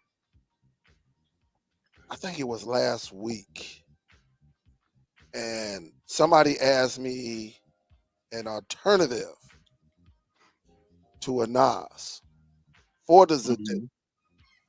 an alternative. And I thought I was gonna come out this week, but I was just too busy at work this week. Mhm. And it's a few things I got into play. Um, that because of course they want to back up. That's the key. They want to back up. Mhm. but they don't need anything like a NAS, because basically, like I said, if you some people and I want to hear your perspective before we get up out of here, Brandon. Some people get a NAS strictly for their media library, and I don't think there's anything wrong with it, right? They pay all this money, and I saw some people with some nice, media collection, but they only do it for their movies. And of course, they use RAID 1. And for people who don't know what RAID 1 is, it's the backup, right? You're backing up a disk, right? You can have a 2 disc and back it up, or you can have 4 discs and back up your media. All right. If you don't know what it is, YouTube it, you will find out really quickly what it is. But it was a great question, saying, Dale, look, I heard you say if you only getting a NAS to do your media, that's like getting the NVIDIA Shield just to watch Netflix. It's Exactly. an overkill. So I was doing my research. I'm like, and she said, is there another piece of equipment that I can use that's a little bit cheaper, because I don't want to spend $400 or $500 and then get these drives. All right. And I actually been doing some, and I'm gonna bring it up. I'm going to do a video on it, maybe a live or a video, either one. But I want to get your take, because I'm quite sure you probably got a network attached storage, correct? Actually, I don't. You don't? I do not. Oh, wow. So, okay. No, remember you said you had 2 hard drives, 2 14 terabytes? Well, no, but like when people say like an official NAS, like I don't have like a specific dedicated thing that is just for backing up. Okay. Because like you can go to like Best Buy and like you can buy like a thing that has hard drive slots in it. You plug it up, plug it into your router, and it has software on it that can do, some NAS devices have Plex built into it, or they have backup software built into it, so you don't have to touch anything. But how I like to think about it is, okay, if you want to back something up, you first have to decide how much stuff it is, right? Because if it's a few gigabytes, you can use like a flash drive if you wanted to. You can go buy a cheap hard drive. But if you have hundreds upon hundreds of gigabytes, or you have terabytes of information, sometimes it can be more cost effective to go the NAS route, Right. or to just buy a whole lot of hard drives. But basically, how I like to think about it is if I'm only going to be accessing movies or files sparingly, I don't need an entire dedicated device that's constantly backing up, constantly trying to save all this information, because I'm only accessing the file sparingly. And also, if the files aren't, super critical. So like if it's just like my movie collection that I could easily, back up, like of course it would take a lot of time, but you can still do it. Right. Then I'm not going to want to invest all this money into a thing that I'm probably not even utilizing to its Fullest. like I'm not utilizing it to its max potential. That's the word. So I would say that if you don't want to spend all that money, find out how much storage space you need, how much storage space your necessary files take up, and then go online and try to find the cheapest but most reliable solution for however much data you need to back up. So if you have, like I said, just a few gigabytes, a lot of like when you log into a Windows computer, for example, if you sign up with a Microsoft account, they give you 15 gigabytes of cloud storage for free. So if you only had like 5 gigabytes, for example, you can literally just download the OneDrive app and it'll walk you through like each individual folder you want to back up. And depending on how fast your internet is, you let your computer upload those files to the internet.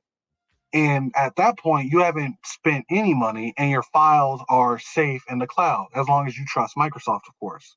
Right. But if you have, let's say you have terabytes of information and you have a slow internet connection, so you could pay for a bunch of cloud storage, but it would take like way too much time to back up. Then you could just get a really big hard drive.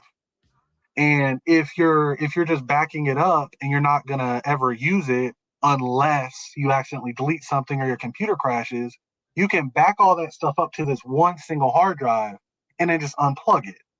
And there's actually a term for that. It's called cold storage because it's not powered. You're just storing it on a hard drive. And a hard drive that's turned off could last literal decades. That's what that's actually what I do. Yeah, that's a pretty safe solution. Yeah. I got 6 terabytes. I got 6 terabytes attached to my NVIDIA Shield where I store my content now. And then every now and then I just back it up to another 6 terabyte passport, WD passport, and plug it out and put it aside. Yeah, and as long as you keep track of that hard drive and you make sure it's in the right conditions, you can have that data forever, basically. As long as it is not being used, the drive is protected. Yeah, because of course, everything that moves breaks. So that's why, hard drives naturally will fail if you use them enough times. But yeah, even if you have a lot of storage space, if you're not trying to access it constantly, then you can just use that one drive. But there are so many scenarios to where there are some people that have 6 backups of files that they access every single day. And they need all of those backups just in case one hard drive fails. But not everyone needs this big, expensive thing to back up their files to. Yeah, true. That's true. And that's why I was saying, even when we had the conversation, because I use a lot of hard drives. I bag up behind the backup, behind the backup, behind the backup. That's why I got a box full of drives. So even if something was to go down, I got my stuff right there. But what I was displaying, what I was presenting, I'm like, to me, I think if you get a NAS, and if you're gonna use your NAS, and you, like you say, you're paying all this money, and again, people can do whatever they want to do. I mean, I can't tell you what to do, but I can put a nugget in your head, make you think a little bit.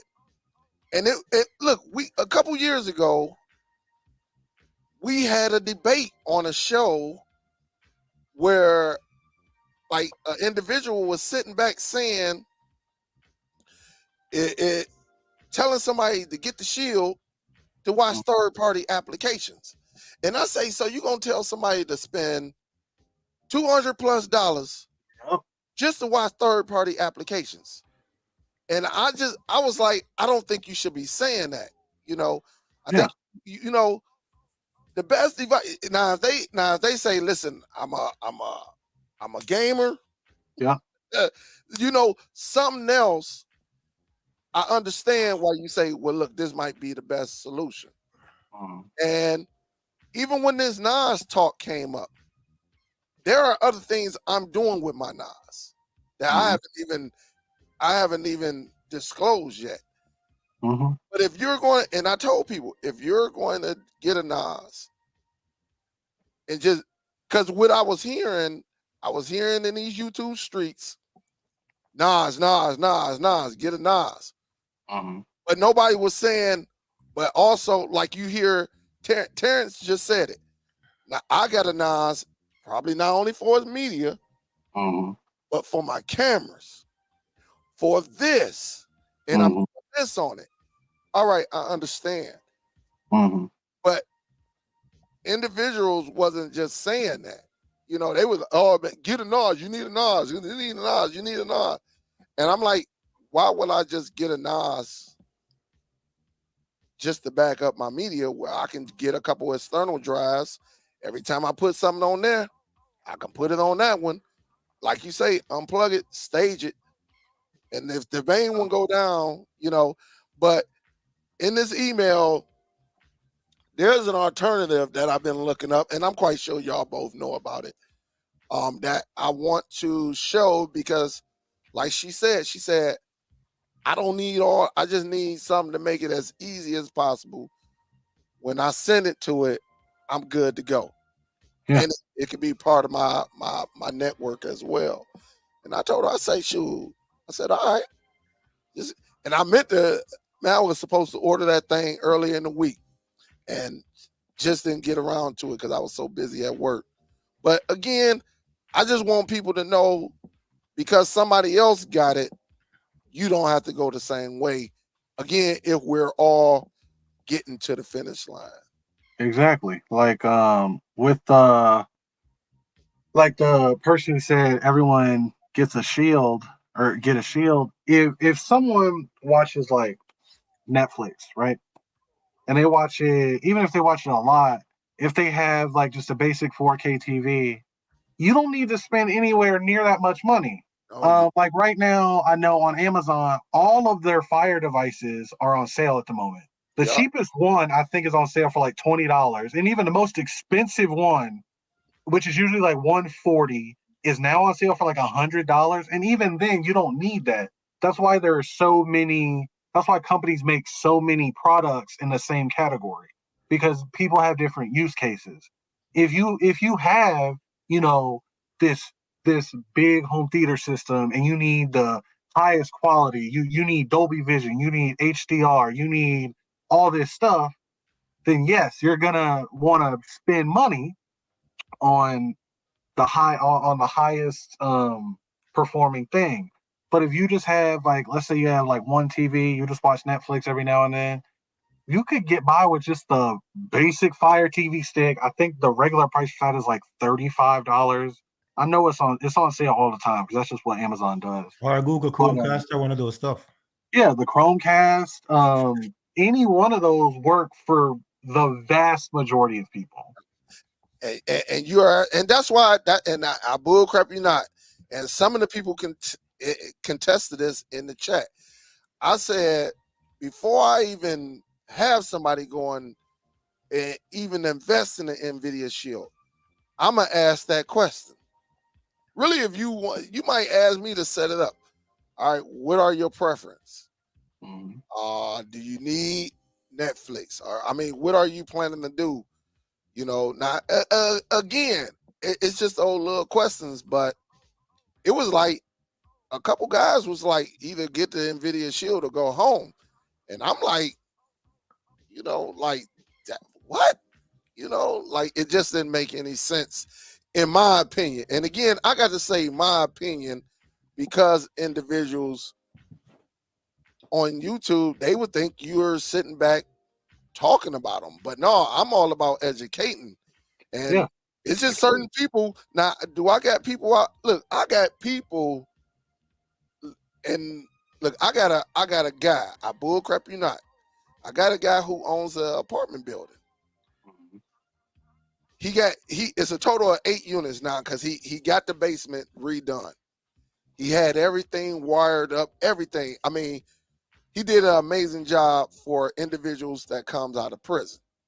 Mhm. Get them, and it's basically a temporary home. What they call it, Halfway house. halfway house. And he got strict rules. Look, this is not your permanent home, and he Mhm. got strict rules. I think like after 10 o'clock, your company got to be gone because we are not there to have this. No, this is to get you going. So he provide internet to all his units. And I went in and put a Zadoo in. I went in and put a Zadoo in. He has a hard drive. Now, if he ever go down, I can get him up and going like that. But he Mhm. invested in a hard drive. And he went and got devices, for all these bills. Basically, when you go up in there, only thing you got to do is bring food, your clothes. Mhm. And as you know, the Zadoo displays all this content that connects, and I use Nova Video Player. And it just makes life so easy. Easy money for me, but it just makes life so easy where I can just go over there and pop in the drive, a flash drive, and everything that came out, boom, here go the new one, and be gone. And the tenants can enjoy, the service. And it's just amazing. But he don't have to go out and get NVIDIA shields for everything just to enjoy the content.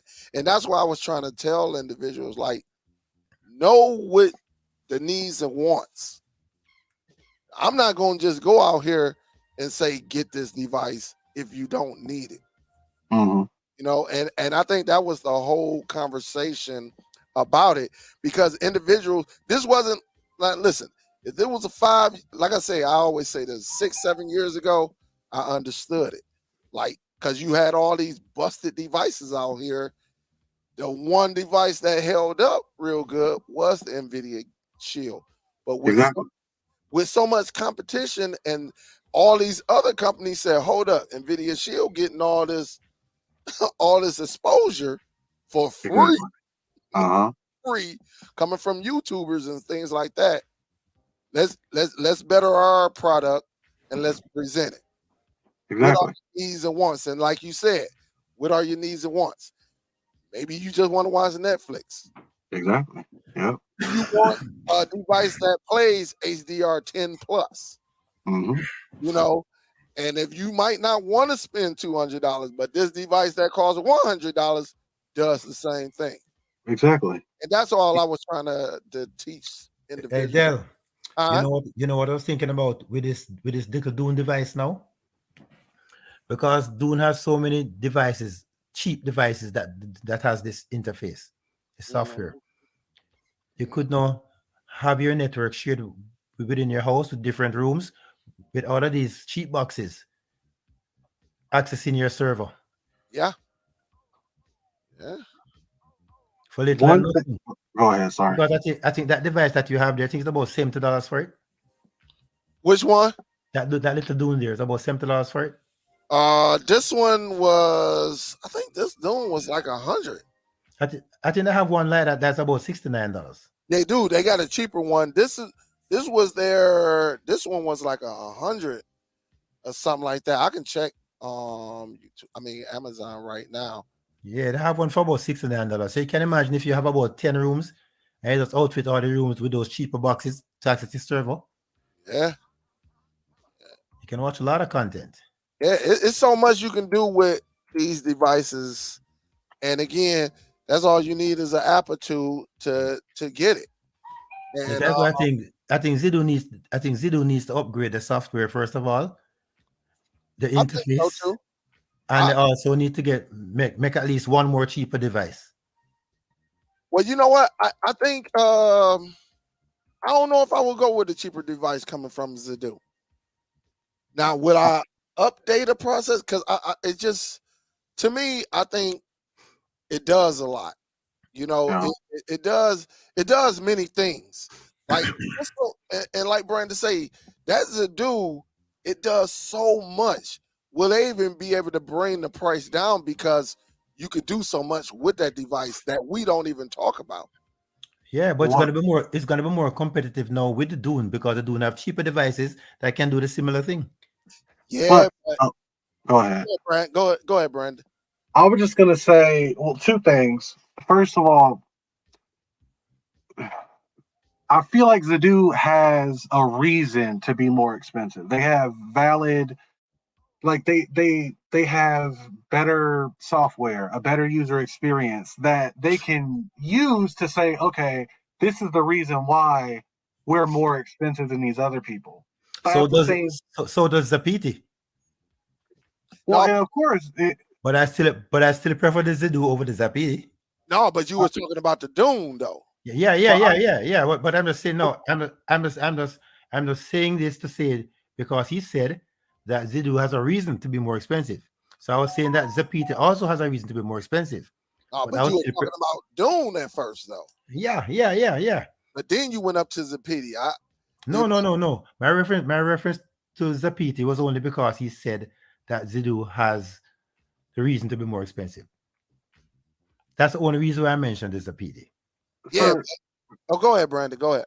for me, this goes back to what you care about. So if you care about a user experience, you want the best user experience, the easiest thing to use.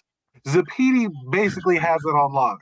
Their home screen is super simple. They have like 4 icons on there. You select it, you go to movies, you go to TV shows. They do almost everything for you. But I think the cheapest Zapiti is like $700 or $800. Like Zapiti charges a $900. lot for their stuff. That $900. But for people that care about that, it makes sense, especially because the most top of the line Zapiti player is certified by an outside organization. So if you Yeah. care about those certifications Yeah. and Right. all that stuff, then you're going to be more apt to spend that $1,400 Right. versus with So Zadu. I don't know of any Zadu product other than maybe their top of the line. I think it's called the UHD 3000. It's like $1,400. Yeah. That might come with some certifications, but for people that just want a simple user interface, something simple to use, you just throw files at it, it works, and you watch your movies. Cool. With the Dune, maybe you don't mind doing a little extra work for a little lower price. Yeah. So it all depends because in my eyes, what you don't spend in money, you usually spend in time. true. So So true. if you buy this super cheap thing, yes, it's a lot less expensive than other things, but you're usually going to have to spend more time fixing it Yeah. or, just finagling with it. And on the opposite end of the spectrum, you could spend as much money as possible and it'll be this super easy thing, this super nice and clean interface, but your wallet's almost empty. Yeah. So I agree. I agree. it's kind of you have to pick your battles. Yeah. And on what you were saying, Dale, even with Zadu, they have multiple different options. Like the Z9X is the bottom, the UHD 3000 is the top, Yeah. but they have the Z10 Pro, they have the Z1000 Pro, and then I think after that it goes to the UHD 3000. And you can look at all of their features and pick which one you need. Because one thing that I found interesting is that the Z9X, the Z10 Pro, and the Z1000 Pro all use the exact same central processor. Yeah. So they're all going to be about the same speed, but for example, the Z10 Pro comes with a hard drive slot in it. So you could just pop a Right. hard drive in there. And then if you go up one more, then I believe the Z1000 Pro comes with instead of having like a little port for like your home to control your Zadu, it comes with the whole port. So it's easier to connect to your home if you have those features Yeah. already in your house. So And then Dell, the top, oh, go ahead, sorry. how many drives the Z1000 Pro has? The I Z. believe, oh, go ahead, sorry. Yeah. The Z1000 got one. The Z10 Pro has one, and I think when you get up into the The top of the line has 3000. two. yeah, that's when you get into the 2. Okay. Yeah. Go ahead. No, go ahead, Brandon, because you was on point. I was just gonna say, and then if you go all the way to the top, the Zadu UHD 3000, sorry, comes with stuff like the power supply is isolated from all of the electronics. So if you're someone that is sensitive to interference, or you just want, everything to be completely separated, then spend that extra money and get that. And it also comes with extra audio ports if you're connecting it to an entire sound system, if you just want the highest quality audio. And then it has it has more ports than I would ever need, which is why I don't have one. But some people need all those ports. Some people want to connect, the highest quality cables, and they don't care much about, cost. They just want the best thing for, the best price. Yeah. And in my opinion, Zadu, if you get a Zadu UHD 3000, the top of line Zadu for like $1,400, I think that is probably the best thing you can get at the moment, even compared to something like the PD, because the dude has all of the lower devices behind them still. The dude has a lot of people that are in there giving them support, telling them what's wrong. And they're not afraid to fix those issues, even in the lowest end devices. Yeah. Like, you can look at the Z9X and how many times it's been updated since the thing released. Yeah. I think the Z9X came out late 2021, and it's had like 12 or 13 updates in the last year. And Yeah. they fixed countless stuff. They fixed stuff with Dolby Vision. They fixed stuff with people having audio sync issues, Yeah. with the screen not working correctly sometimes. Yeah. And you can go all the way up to the And top. Those the same trailer's not updates. playing. Oh, I'm sorry, I didn't hear you. Yeah, and the trailer's not playing sometimes too. Yeah, Yeah. and Yeah. go ahead. Yeah. One thing I can say though, that is that what Zapita does is try to get you into their ecosystem, because at a certain level with Zapita, you have to get into their ecosystem to get certain features. But one thing I always say, and let me give a salute. Hey, Huff. Hey, salute. And I got one more. Hold up, guys. Hold up. See, Oliver. Man, he say the best show in a very long time. Yeah, because the reason is because you bring another perspective. And that and this is the thing. It's all respect, because everybody's not going to perform the same details all the time. You know, I'm not going to tell anybody that they're wrong either if they're successful with what they're doing. So absolutely. And Brandon that came in here and gave people a different perspective, you know, and said, hey, try this, listen to this. And so that's why I love bringing people on this, like, get their perspective, you know, and things like that. So yeah, a big salute to Huff. Big salute to C. Oliver, Mr. Parker. Big salute to y'all. But again, I'm telling you that, and to answer this question, no, they're not all equal, Russ. They all No, got they're not. they got some different benefits and stuff like that. But one thing Brandon said, you know, as that price go up, things get a little bit easier, and that's why I say you pay for convenience. All right. Mhm.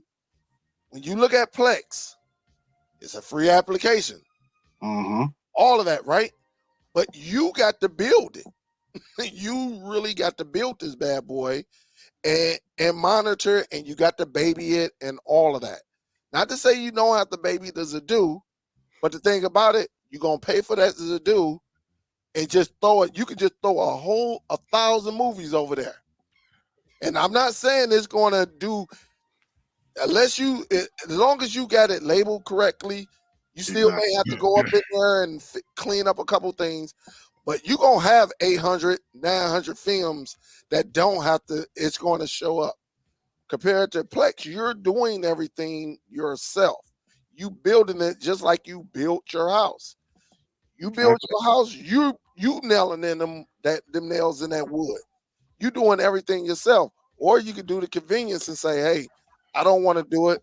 I'll pay somebody else to do it and let them come in and do it and build your house. So that's the thing. That's the Zadoo. Zadoo versus Plex. And I always said that. You can pay for convenience or you can do it yourself. At the end of the day, it really comes down to you. It comes down to you and what you want to do. And a lot of people don't want to sit back and, man, I got to go over here and build this, take this file, bring it over. Then I got to do this one. When people don't want to do all of those clicks.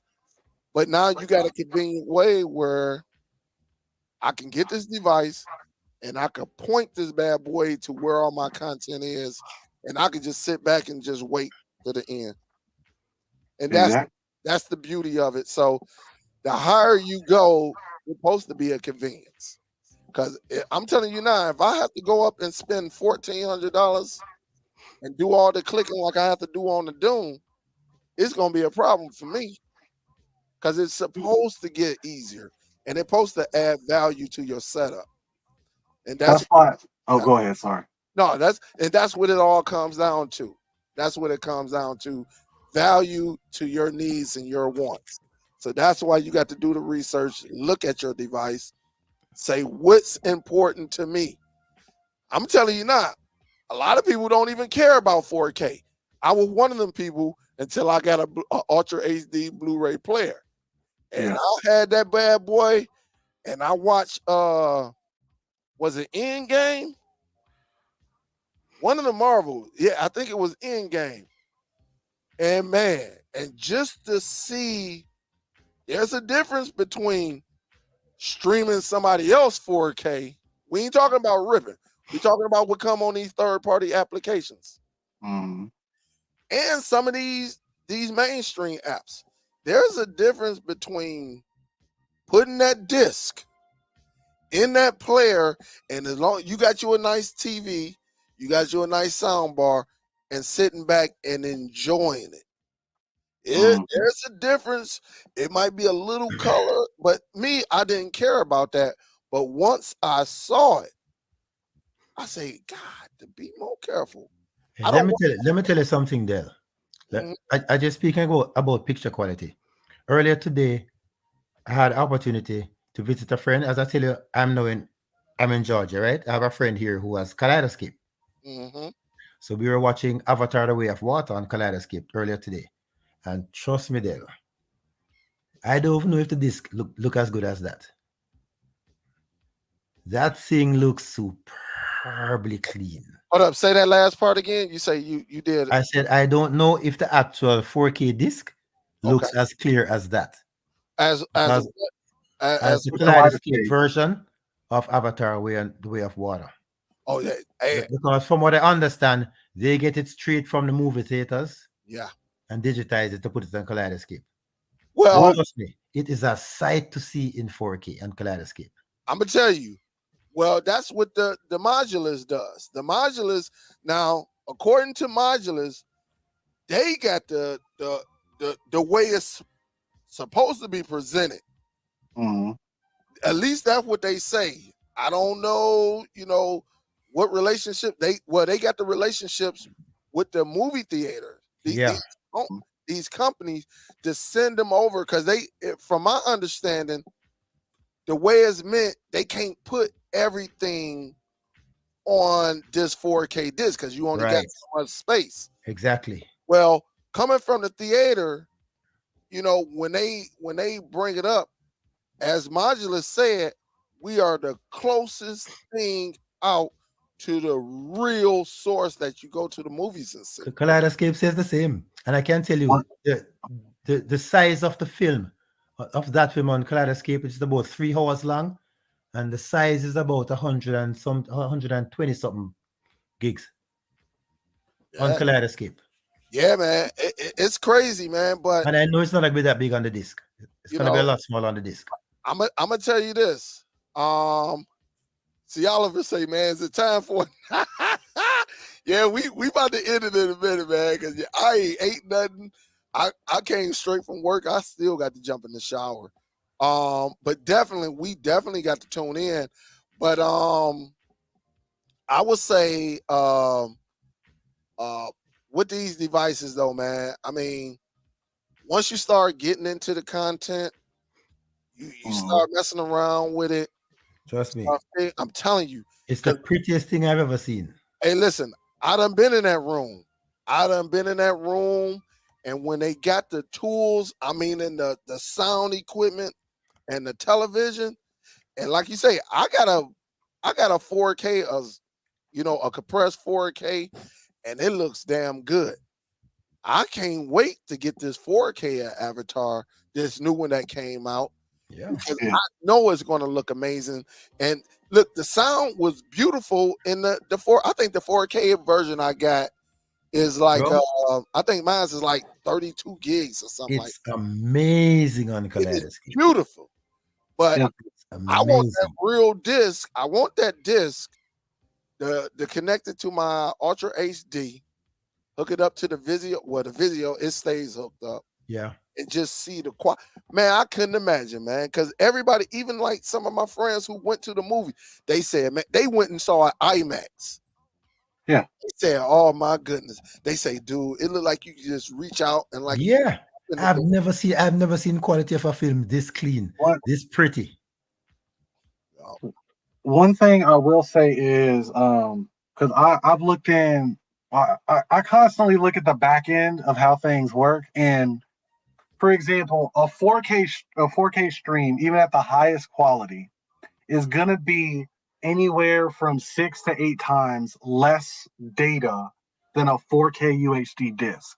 Yeah. So that means, like, for example, I don't know any streaming service at the moment that does Dolby True HD, because that audio takes up so much space and it requires so much data to be pushed through a pipe really fast that a lot of people's internet connections can't do that. And that's why Kaleidoscape launched and was so successful, because even though the things that you have to get for Kaleidoscape are very expensive, like thousands of dollars expensive, their thing is, we're going to give you a digital file, but that digital file is, according to them, like I don't know, but according to them, it is either equal to a 4K UHD disc or better than that. Now with Avatar, we don't have a physical 4K UHD, so we can't compare it. Right. But it looks good. It looks really good, especially compared to a 4K stream. Now, if you want the highest quality 4K stream, I believe the service that does that the best is Apple TV Plus. They do the best quality 4K stream. They still don't do anywhere near close to even a Blu-ray disc, like a regular one, but they do the best. The lowest quality would probably be Netflix, just because Netflix has the most users, Yeah. and they have to serve billions more people than Apple TV Plus. Yep, that bandwidth is a mother, boy, because of so many. Yeah, I agree with you on that one. But yeah, man, it's a like I said, depending on, I think what we're dealing with is, I think we are individuals. Everybody that's watching this, man, and everybody's saying great show. They saying they showing you love, everything. The thing is, I think it's so many items we have and so many tools that we have to just enjoy our content. And I'm like you, Brandon. I can't wait because I want to get that Ultra HD just to witness it and see, because that's the true form right there, at least for what we have in front of us right now. Because I don't think nobody going out buying modulars. I definitely ain't heard nobody buying no Kaleidoscape, at least up in here. So we got to go with the next best thing. The interesting. Oh, go ahead. Sorry. Oh no, go ahead. I was just gonna say, the interesting thing that a lot of people don't know is that all of these, like, big blockbuster type movies, like the newest movie that just came out, the Super Mario movie. That movie is like a $300 million movie, right? So it has so many people behind it. That movie right there, I looked it up, is about 400 terabytes of just pure storage on their computers, how they made it. And even at a 4K UHD disc, the best physical thing that we have, the biggest 4K UHD is just under 100 gigs. So think about going from 300 terabytes, right, which is 300,000 gigabytes, all the way down to 100 gigabytes. And it still looks good. Imagine if we could, let's say 20, 30, maybe 40 years from now, when we have thousands of terabytes, when a terabyte is this tiny little thing. Imagine what things can look like. Yeah, man. It's crazy to think about that just one movie can take up that much space, and they compress it down, and it still looks like, when people say it looks amazing, I mean, like, my movie for me was Black Panther, the first Black Panther movie on 4K. The suits, all the details, the hairstyles, the everything just looks A plus, like A plus. Everything is just nice. The sound, you don't, even if you don't have the like top of the line surround system, it just sounds good. You're in that moment, and you're experiencing the movie instead of just watching it. And I feel like that's what a lot of people are missing. Yeah. Excuse me, are missing out on. You know, They just I got don't. the Black Adam Ultra 4K, Ultra HD 4K disc, and the details in that suit that you look at, it is so clear and Well, clean. well, that's just like when one of my favorite horror films. I don't know if I got it down here or not. I'm knocking all over my disc. Man, I watched Halloween. I bullcrap you not in You 4K. talking about the first one that came out in the 70s? No. The one before this last one. Halloween. The last one is Halloween Ends. The one before that is Halloween Kills. Halloween Kills, right? So I watched that one, right? And I got the 4K disc. It's upstairs. But I was like, I want to see how this is going to look because I never watched a 4K horror film. Hey, salute, Huff. He say this might get you one sandwich. You right with inflation, right?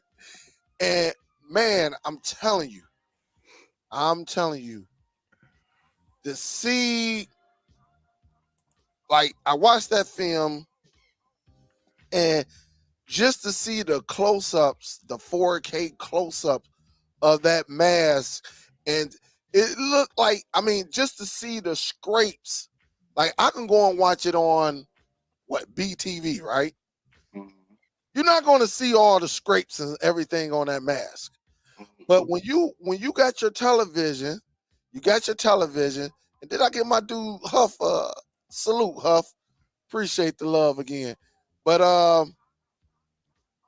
when again, man, when you watch that, it's just certain things I got to get on 4K myself. Mhm. Have I always been like that? Nope. They're expensive. They can get really expensive. Yeah. And it started with like LJ Show Enough TV. He was like, man, listen, and he was just saying, listen, you got to get you a decent television. You can go with a budget television, but if you really want to enjoy it, you got to have that nice. You ain't got to go out here and spend no 4 or 5,000. Get you a nice quality which shows black. Your blacks are black, your whites are white, all of your Mhm. colors. So the TV Mhm. that I bought that was because all of my TVs are budget. Like this Hisense, that's a budget one. I got an Amazon, I got a Toshiba. All of these are budget televisions. And so when I went and bought my last LG, the LG, I caught it on sale. I think the original price was like $10.99. Mhm. Man, I watched so many videos on it, and it was like, man, they were bragging on this bad boy. They was like, listen, even this, I think his name Tech Steve or Steve Tech, Mhm. he was like, look, this is it's a budget television. You gonna like it though. You know, he was saying the colors and everything. So I got it, hooked up to 4K, and then I watched Halloween Kills. And man, and to see the veins in that actor's hand, Mhm. like just see everything in there, man, and it just made me. I'm like, look, all the major movies, anything Marvel, DC, I'm gonna get in 4K. Hey, Mhm. Certain yeah. things that I want to see closer details because I'm a big fan of like Michael Myers. That's my dog. Until this last one, I know I'll whoop his tail because he got his tail whooped by that little teenager. Mhm. I'm not even worried about this Michael Myers no more, right? I'll flip him on his head. But I just, man, it's like you said earlier. Once you start going that route, it's like you want all of your content to be Yeah. laid out the same way. And so even when you open up and you had your media library, I understand that now. Like if you would have asked me this 2 years ago, 3 years ago, I would have been like, man, long as I can see it. As long as I can Hey, see what my I way. can tell you, Dell and Brandon, Hisense and TCL makes the best budget TVs, especially That, Hisense. that's true. I agree wholeheartedly with I that. got the Hisense U8H and it's beautiful. No, hey, Tech Steve, Steve Tech, he reviewed that television and That's a beautiful TV. he gave that TV high marks. It's He beautiful. went up against the Sony with Sony. I think the Sony was like 1600. Yeah. 16, You're probably talking about, I think it's called the X9J or something. That's like their top of the line TV. Yeah.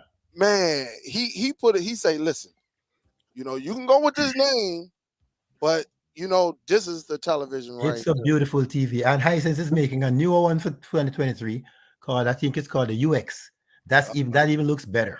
That specific TV, Hisense has publicly said this is not only our top of the line, but this is the best TV that we Yes. can physically Yeah. make. And Trust me. at this, because Hisense and TCL have always worried about price, especially in the United States, because they're not well known, like Sony, LG, and Samsung. But for Hisense to say that we're going to make the best TV that we know how to make, and we're going to make the price what the price is. Yeah. That is insane for a company to do, especially when like the U8H currently at Best Buy near me is on sale for $800. The top line TCL, the TCL R655 is on sale for $600. The And U8 these TVs, the U8H was on sale for 688 the other day at Best Buy. it's amazing what we have the opportunities to get, because I mean in 2010 we could like 4K TVs were like minimum like $6,000-$7,000, Right. and now you can get a 4K TV right now for probably like $200. Yeah. Yeah. It's not going to be as good as a $1,500 one, but Right. it's still going to be 4K. Yeah. It's still, and that's just crazy to think about. And one thing that I was going to say when you were talking about how good movies look is that a lot of people don't think that black and white movies, like from the 40s and 30s and back then, look good with Dolby Vision and HDR because they're black and white. But I dare anyone to look at the last movie I watched is called Double Indemnity. It came out in like 1946, and it's in black and white, but it has Dolby Vision. So when I watched it, I was like, Dolby Vision is for color. So why is Dolby Vision in a black and white film? Because you get deeper blacks. Exactly, because I didn't realize that until I saw it. And the black is black, Deep like black. turn Black the is light black. on, black, pitch black, and then all the way up to the brightest white. It's perfect. There's Perfect. no Trust me. kind of like there's perfect separation between people's faces, between things behind them. It looks gorgeous, Trust and me. oh, go ahead, sorry. No, I ain't buying any more Sonys, any more Samsungs, any more LGs. As long as Hisense and TCL are making TVs this good, as I told you earlier, there's a 98-inch TCL that's out there now, and it's beautiful. It's Very, very huge. What I'm going to do. I'm looking on Amazon now at Psycho. I might get that, man, just to see, because they got the black and white version. Oh, the movie. Yeah, the movie Psycho, and they got an Ultra HD. They also got a oh no, yeah, they got a 4, but they got a 2 Ultra HD Blu-ray.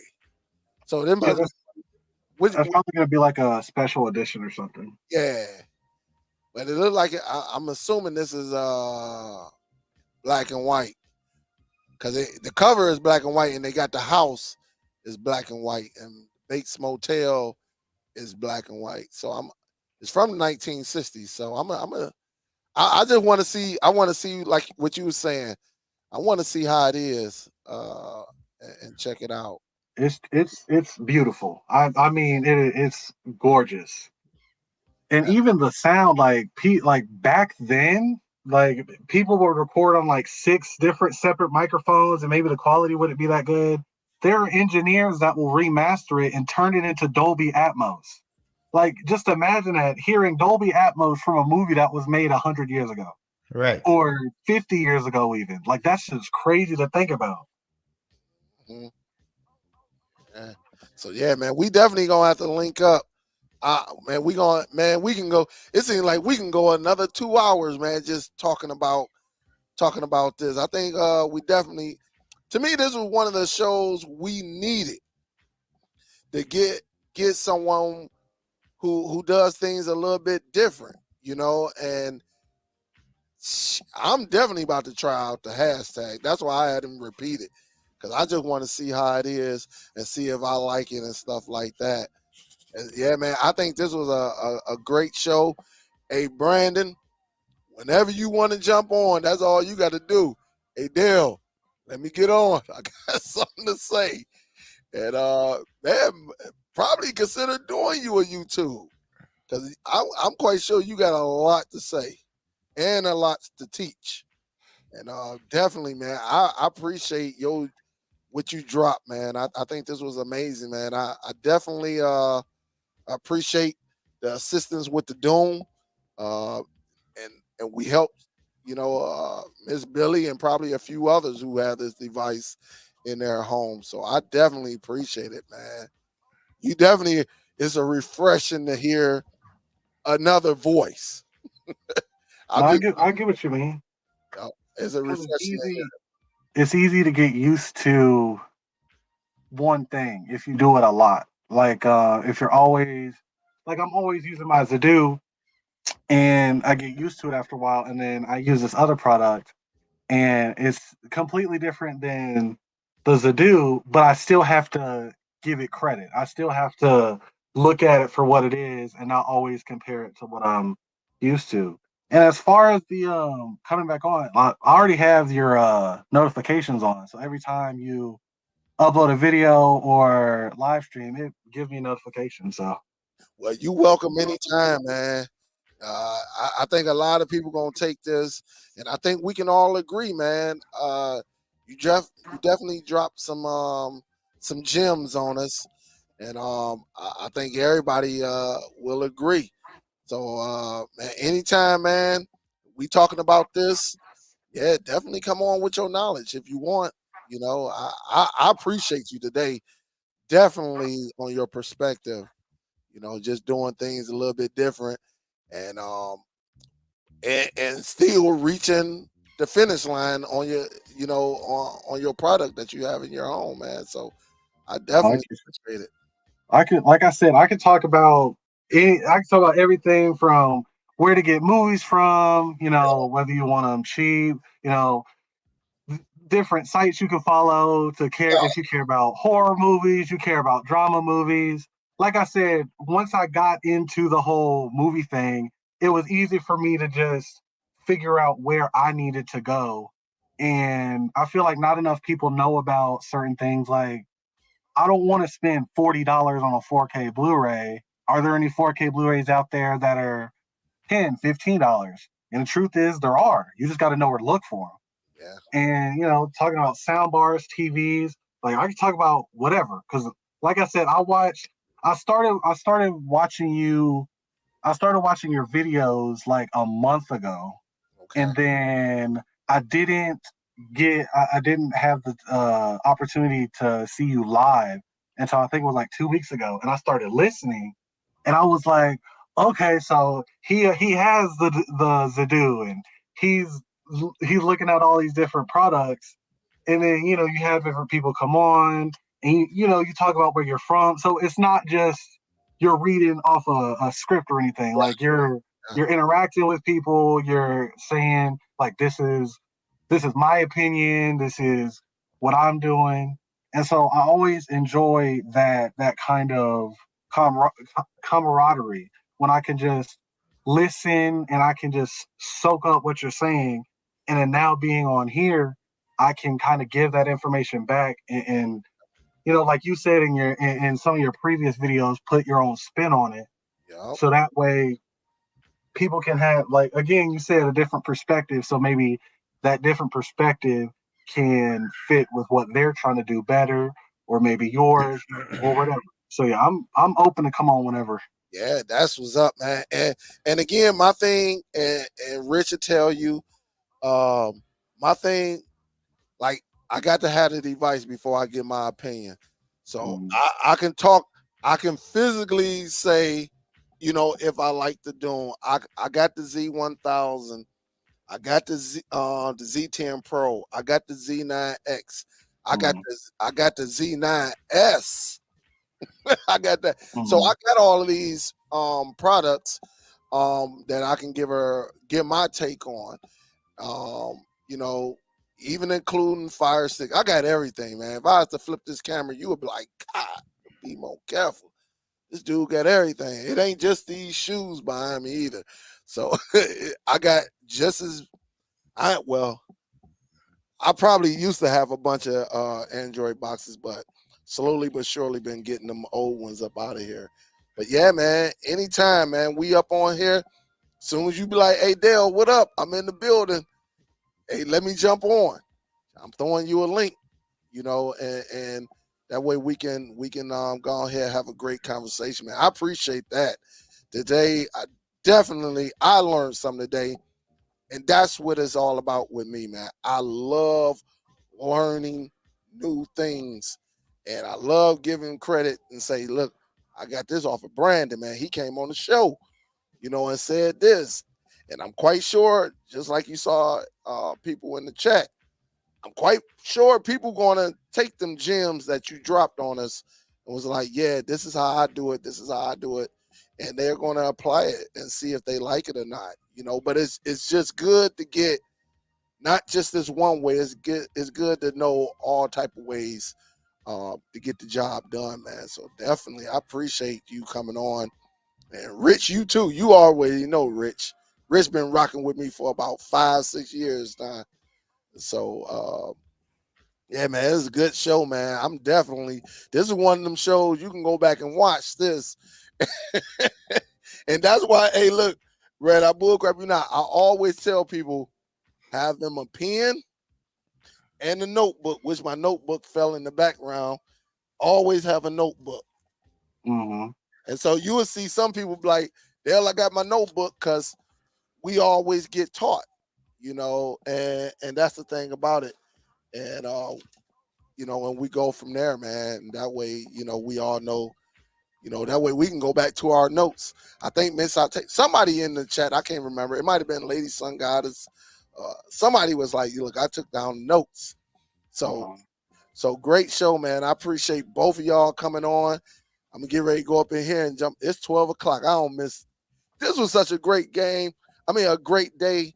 I can care less about the NBA, man. I don't know who won I anything. got you. I'll send you an email just so you have my contact information. Okay, yeah, and yeah, we'll go back and forth on some emails and go from there.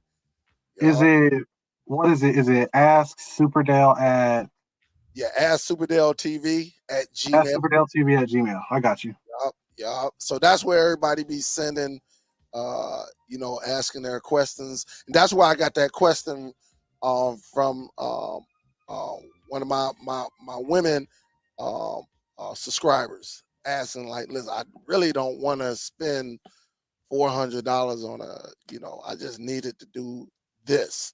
I just need something that I can place it on there and be good to go. And so, yeah, that's where everybody send their questions to me over there. So yeah, definitely send an email so I can respond back and we can go back on some things, man, and check in with each other and go from there. That's cool. Sounds good. All right. Hey guys. Hey, I appreciate the love, guys. Great show. Hopefully y'all liked it. And hopefully y'all had y'all pens and paper. If not, go back and replay this. And for y'all who had this Doom box, you know, you saw the new user interface.